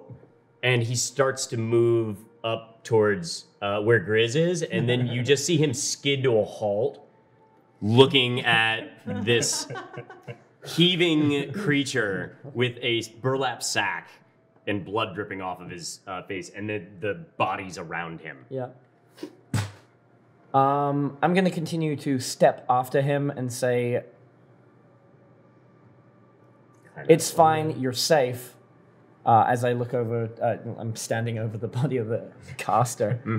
Roll me a Constitution check. Constitution? Hmm? Okay. Constitution save. Am I stepping in something? 6. Okay, so as you step over, you kind of look down, like you reach down, you look over, you're like, you're safe, it's all fine, and then you like look down at the sunken face, and your stomach churns, and you choke back a little bit of. Oh, that's nasty. Okay. Gonna ignore that for a moment. Is there? Does it look like there's any cloth or anything around that I can just kind of drop over his face? You are standing next to a forge, so there are probably some dirty rags Or around. like a leather apron or something? He's wearing his leather apron currently, Sure. but we'll say that there's one on the wall nearby. Sure. Great. Okay. Put over the face. You guys are out of initiative order Right. now, just so everybody knows. The woman who fell down, was she young or old? She looked in her like mid-30s or so for a human. And he looks about mid-30s as well? He looks probably a bit older. He's got a nice scraggly beard. He's pretty big. Your wife is safe around the corner, by the way. With that thing? Oh, he's fine. Oh, Just a bloody mess. hello. Okay. What did they... I'm assuming they tried to rob you as I'm kneeling down and going through the pockets of the mage without looking at his face. And he goes, and you can see him kind of like, he's gauging whether or not he's gonna try and walk around. He's like, yeah, I think they did. It looked like they were going through our chest. Did you stop them? No, the goblin got away. Got all my money? Probably. He kind of looks through and then he like opens the door here and slides in, still kind of looking at Grizz, and then you hear ta ta ta ta ta, and then you can then hear him again over, and he's looking down. He's like, "They got the money, and my mope of fire." And as you hear that, you look over at the forge, which is like the embers in it are like all of the coal, everything is in it. It's like starting to fizzle out. Mm-hmm. That was everything. I don't have. At least if they'd only gotten one or the other, I could have ruined. What do they get, Mr. Punchy Bag? You lean down, pick up the spear, and pull him off. Yeah. I like stop myself and then put him away, and then I'm gonna search the other bodies there. Okay. Once the woman's awake, I'm going to help her to her feet and kind of gently just push her towards her husband, who seems to be in a very sad state.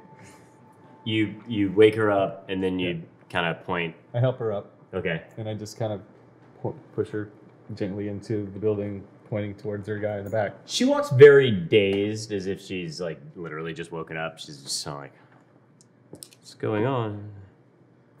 Okay. As you rifle through all three bodies, the spear is actually like a decent spear, and you can see a crafting mark on it, which is essentially like two anvils on top of each other. Two anvils on top of each other. And then you can search the other one that's over there who just had like another dagger. And the guy that threw the hand axe at you just has another hand axe. And then in total, but these are all very shoddily made, it looks like, except the spear that has the crafting mark. And you rifle through and find 18 coppers on them. You mage have anything on him? The mage had what looked like some instructions scratched in, it's like bullet pointed almost, but you can't read them. It looks similar to the wanted posters from before.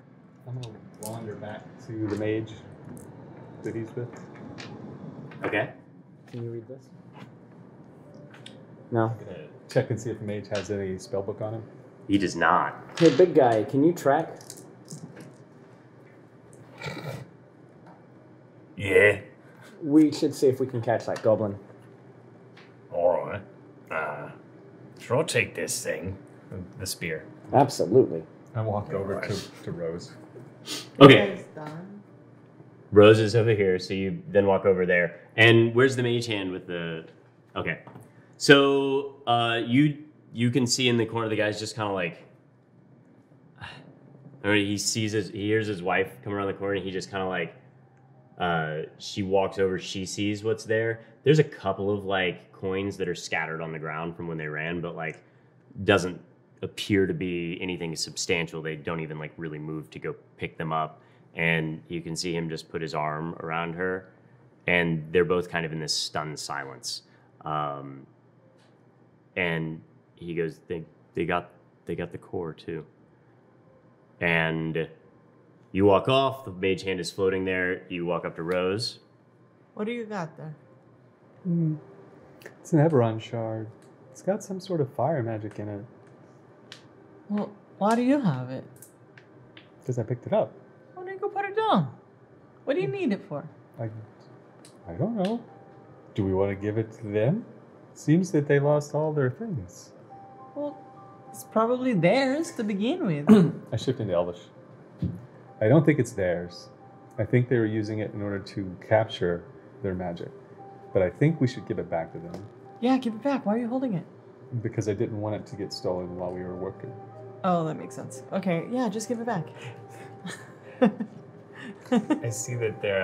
I look in there and see that they're sad. And I pick up that goblin that I like, bit his neck, and I was like, I'll walk in there with like holding it, and like, "Well, if it makes you feel any better, like I almost bit this guy's head like clean off. Like I'm like shaking him and just like his head. You're holding, so you're holding him like by the top knot that he has. That's just up there, and his head like is like kind of on by like the vertebrae is still attached, and he's just dangling. Oh, you want to hold by the body? Do this so his head is like. Sure. I mean, like it's like about to fall off. Okay. I'll take my way back into the shop to the two of them. And as you walk by there, you see him with the mage hand following it, and you then look at the shard, and from your experience in the forge before, you know that that is a fire mote. Yep. And That's for the forge. That's for the forge. It usually would go to help light a forge, and that it is something that was mentioned to you recently. Yep. I'm gonna see if I can try and head him off. You can try and head him off? For a moment, okay. As you make your way over there, Lossian's walking back. What do you say? Listen, what have you got there? This is the crystal shard. Yeah. This looks like it's got some fire magic in it. So since they lost their fire magic, I was just gonna give it back to them so they can continue working and having a life and not end up on the streets, and that we could possibly get their favor in order to use them in the future for other items we need crafted or places to stay. And then out of the corner of your eye, you can see there are a couple of brackets mounted either on the wall, like right here, or like sitting off to the side. Like those. Like those brackets.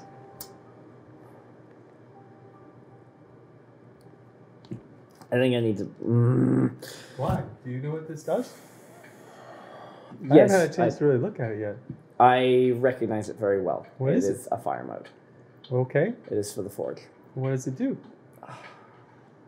I'm assuming it never runs out of heat, and they can always use it in order to melt whatever they need to do in order to forge what they need to do. Yes. Just it's fine. Leave it there for a second. Let's get big guy, and we need to see if we can catch after them, because that's really valuable, and I have an idea with it. Just give it back to them really quick. Like, drop it, and we need to go now. Okay. You hear from inside when the woman turns around and goes, "What in the?"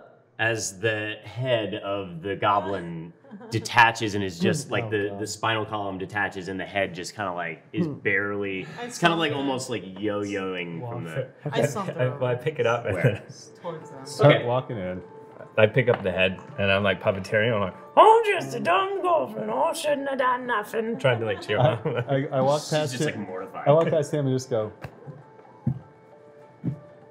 Rudy, how tempted right now am I to just reach out and... You tell me how tempted you are? I mean, I'm pretty sure the way of engaging with it is just touching it, right? At least that's how I think I had it described to me. Of the crystal? Yeah. So you would know that a kyber shard is actually used for containing... Yes. So the moat is is probably safely in it Yes. now. Uh-huh. You would, if you were to let it loose, it would maybe reignite. Yes. In a way, right now it's not necessarily in a dormant space, but it seems to be content where it is. Okay. You would know that there are different schools of thought that say that like this is essentially an elemental. Yes. It is alive, and some believe that it is sentient. Some also believe that putting them inside shards is like imprisoning them. Others say no, it's a stasis, and they're in their element. It's what they like. Yeah, and they don't even know that. They don't know. They don't care. Gotcha. So that's kind of what you know about that. If you were to, it would have been placed in the forge. Yeah. And could be removed, could be put back, like whatever, in order to do that. But it essentially helps the forge reach the certain temperature it needs beyond what normal forges would. Yes. And it doesn't destroy the other reagents that are in it. Okay.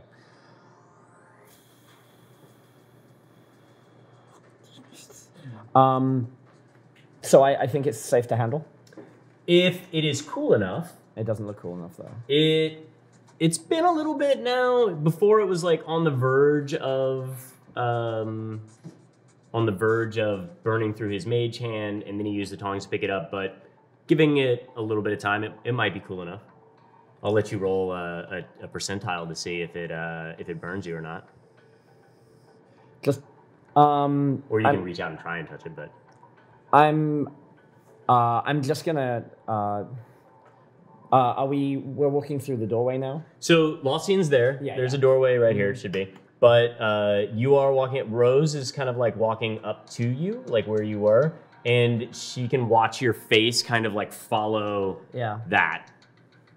What are you doing? Why are you being weird? Flossian, just give it back. Let's go. Just Going in past. Yeah, drop Lossian's. it. Just drop it. We need to move. Big guy, we need to move. Let's run. We need to try and... do we need to move? We need to get the other goblin. Come on. I walk up to the And like dragging, like urgency. We need to go see if we can save their money. Let's go. Oh my god. Thank you. says I want to go, so I guess I'm leaving then. Really? I'll go out You're through the an window. You'll go out through the window. Okay, you climb out this window. Okay, so it's sitting on the desk, or on the counter. They're like, oh, at least we can rebuild. And then Rose, did you stay there with Felix, Yeah, or? I'm just waiting. Okay, so when you heard the "Let's go," what happened with you? What'd you do? I was like, oh, okay. And it's just plop the head on the ground. You just drop them, and you make your way around the corner. You see Lossian, who's climbing out the window, making his way to the corner. You can go ahead and meet up with him. What you are... I want to wait to see what they're doing. I am not going before any of them. Okay, so you turn the corner and you just kind of like look back and forth between the two of them and Felix, who's standing there. I'm not- No, I'm not moving until he moves. Okay, so Felix is standing there, slightly I dejected. wasn't standing there at all. I was trying to actually grab them and be like, drop it, let's go, try to drag them out, like, let's what I go did. around the Yeah. corner I and walked leave. past them, dropped it on the table, and went out the back window. Like, sense of urgency of like, I mean, let's move on past that moment because they didn't want you to no, do that. I get it, so. I get that. I'm not waiting around. I'm trying to, like, urgency of like, get him to pick up the trail, basically. Whatever. Okay, so you're going with them around the corner. Yes, Got it. absolutely. And I will follow at a distance. At a distance. Okay. So as you're making your way around that, you hear like a little kind of like sneer in the back of your mind that says, "Feed." Working on it, like grumbling to myself. Working on it. Roll me a history check. Okay. 19. Cool. So as he's moved around the corner and you're starting to pick up the trail, go ahead and make me a wisdom check. You make your way around the corner as you're watching Grizz start to like check the area, like really scan down on it. You remember that DeVry is actually not with you right now. 6. Was it a survival check or wisdom check? It was a survival check. Oh, I thought you said wisdom. A wisdom parentheses Oh, survival is that the check. same thing? My apologies. Okay, that's It's not the same. It's my fault. Okay, 8. 8. Okay. And how many hours would you like to try? Like, if you... Do I see him having trouble? Yes. I'll take a moment, do a quick guidance prayer. What's the prayer for guidance like? Ancestors, give him help. You can add a D4 to the roll now. That's 4. All right. That gets you up to a 8 plus 4 would be 12? yeah. Okay. Roll me a percentile now. You have unlocked the percentile roll. Okay, this one will be first. Well, it's it'd be a 7. What is that? 17.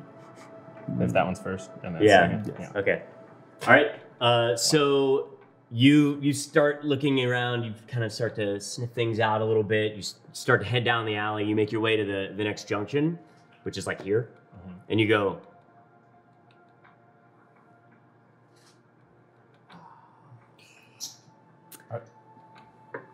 Are we out of? Oh yeah, never mind. Never mind. I got it. Okay. So you're standing there like,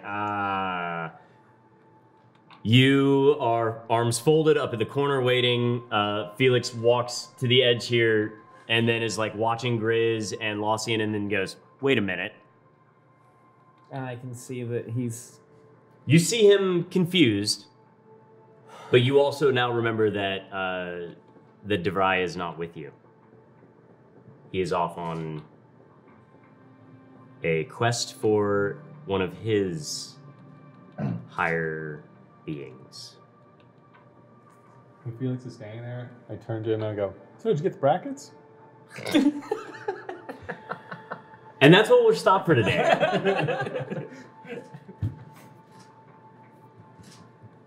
Everybody have a good time? Okay, good. Did you guys have a good time? Say yes in chat, because I can't see it, but I will later. I'd also like to remind you guys that we are Inkwell Society here on Maze Arcana, having a great time, making some good, wholesome D&D content, and that if you have not put in your D&D fan art for Inkwell Society, and whether that is art that you have made on a pad with a pen or on a Cintiq or on just the computer screen, whatever it is that you want to do it as, or music, poetry, like the poo-poo place poems. Cookies. Yeah. Take pictures of good cookies that like somehow look like us. That could do. Okay. You got pancake art, you can have cookie art. Yeah, no, I'm into that. Yeah. Okay. I thought you were just like, make cookies and send them to us. I was like, No, don't send them. we want the art portion of it. It's a dangerous Yeah. game you're playing. No, just eat them yourself. Right. Make additional versions of the Inkwell music or what have you. But we will be doing we're checking through the account for the D&D fan art account. You will send it to... D&Dfanart@wizards.com. That was at wizards.com unless you are fluent in Ondarian. So if you make your stuff, send it in for that. We are giving away a Wormwood box, a dice case that has some specific writing on it in the Lovecraftian theme, or Elder Script, if you will. And we will essentially take the best fan art that we get. Each one of them will pick their favorite, and then we will put it up on the Twitters for you to pick your favorite, and whoever the winner is will get it. We'll win. Now, granted, for this one, you'll have to be in the US, or at least be willing to pay for the shipping. But considering what it is, it's probably pretty appropriate. Pretty sweet. Yeah, it's still a free box. You'd have to pay for the shipping anyway. So, with that, Thank you, Dungeons and Dragons. we will say thank you to Black Magic, Dungeons and Dragons, Sirenscape, World Anvil, which I was using for the entire campaign stuff that's on here, and Level Up Dice. Oh yeah, you can't get these. Not just because they're in my hand, but you actually can't buy them anymore either. But they do have really awesome dice, like all of their dice. All the dices. And if you guys want, like, they'll actually tell you which dice their characters use, because they picked the coloring for them too. So you could order them as well. And we may even have I'm talking to them tomorrow, so I'll see if maybe there's some special code or something like that, and we'll put it up. Stay tuned to the Instagram and the Twitter for Inkwell Society or Maze Arcana, and you'll see those things. Anybody got anything? Nope. Time to go on a night. I got none. Okay. Well, I'm Rudy. I'm your dungeon master. These are my incredible Inkwell players, and we are Maze Arcana. We will see you here. Same inky time, same inky place. Yeah? No? Yeah? Yeah. Have a great week. We'll see you back here. Don't forget Sundays and Tuesdays for the rest of our awesome content.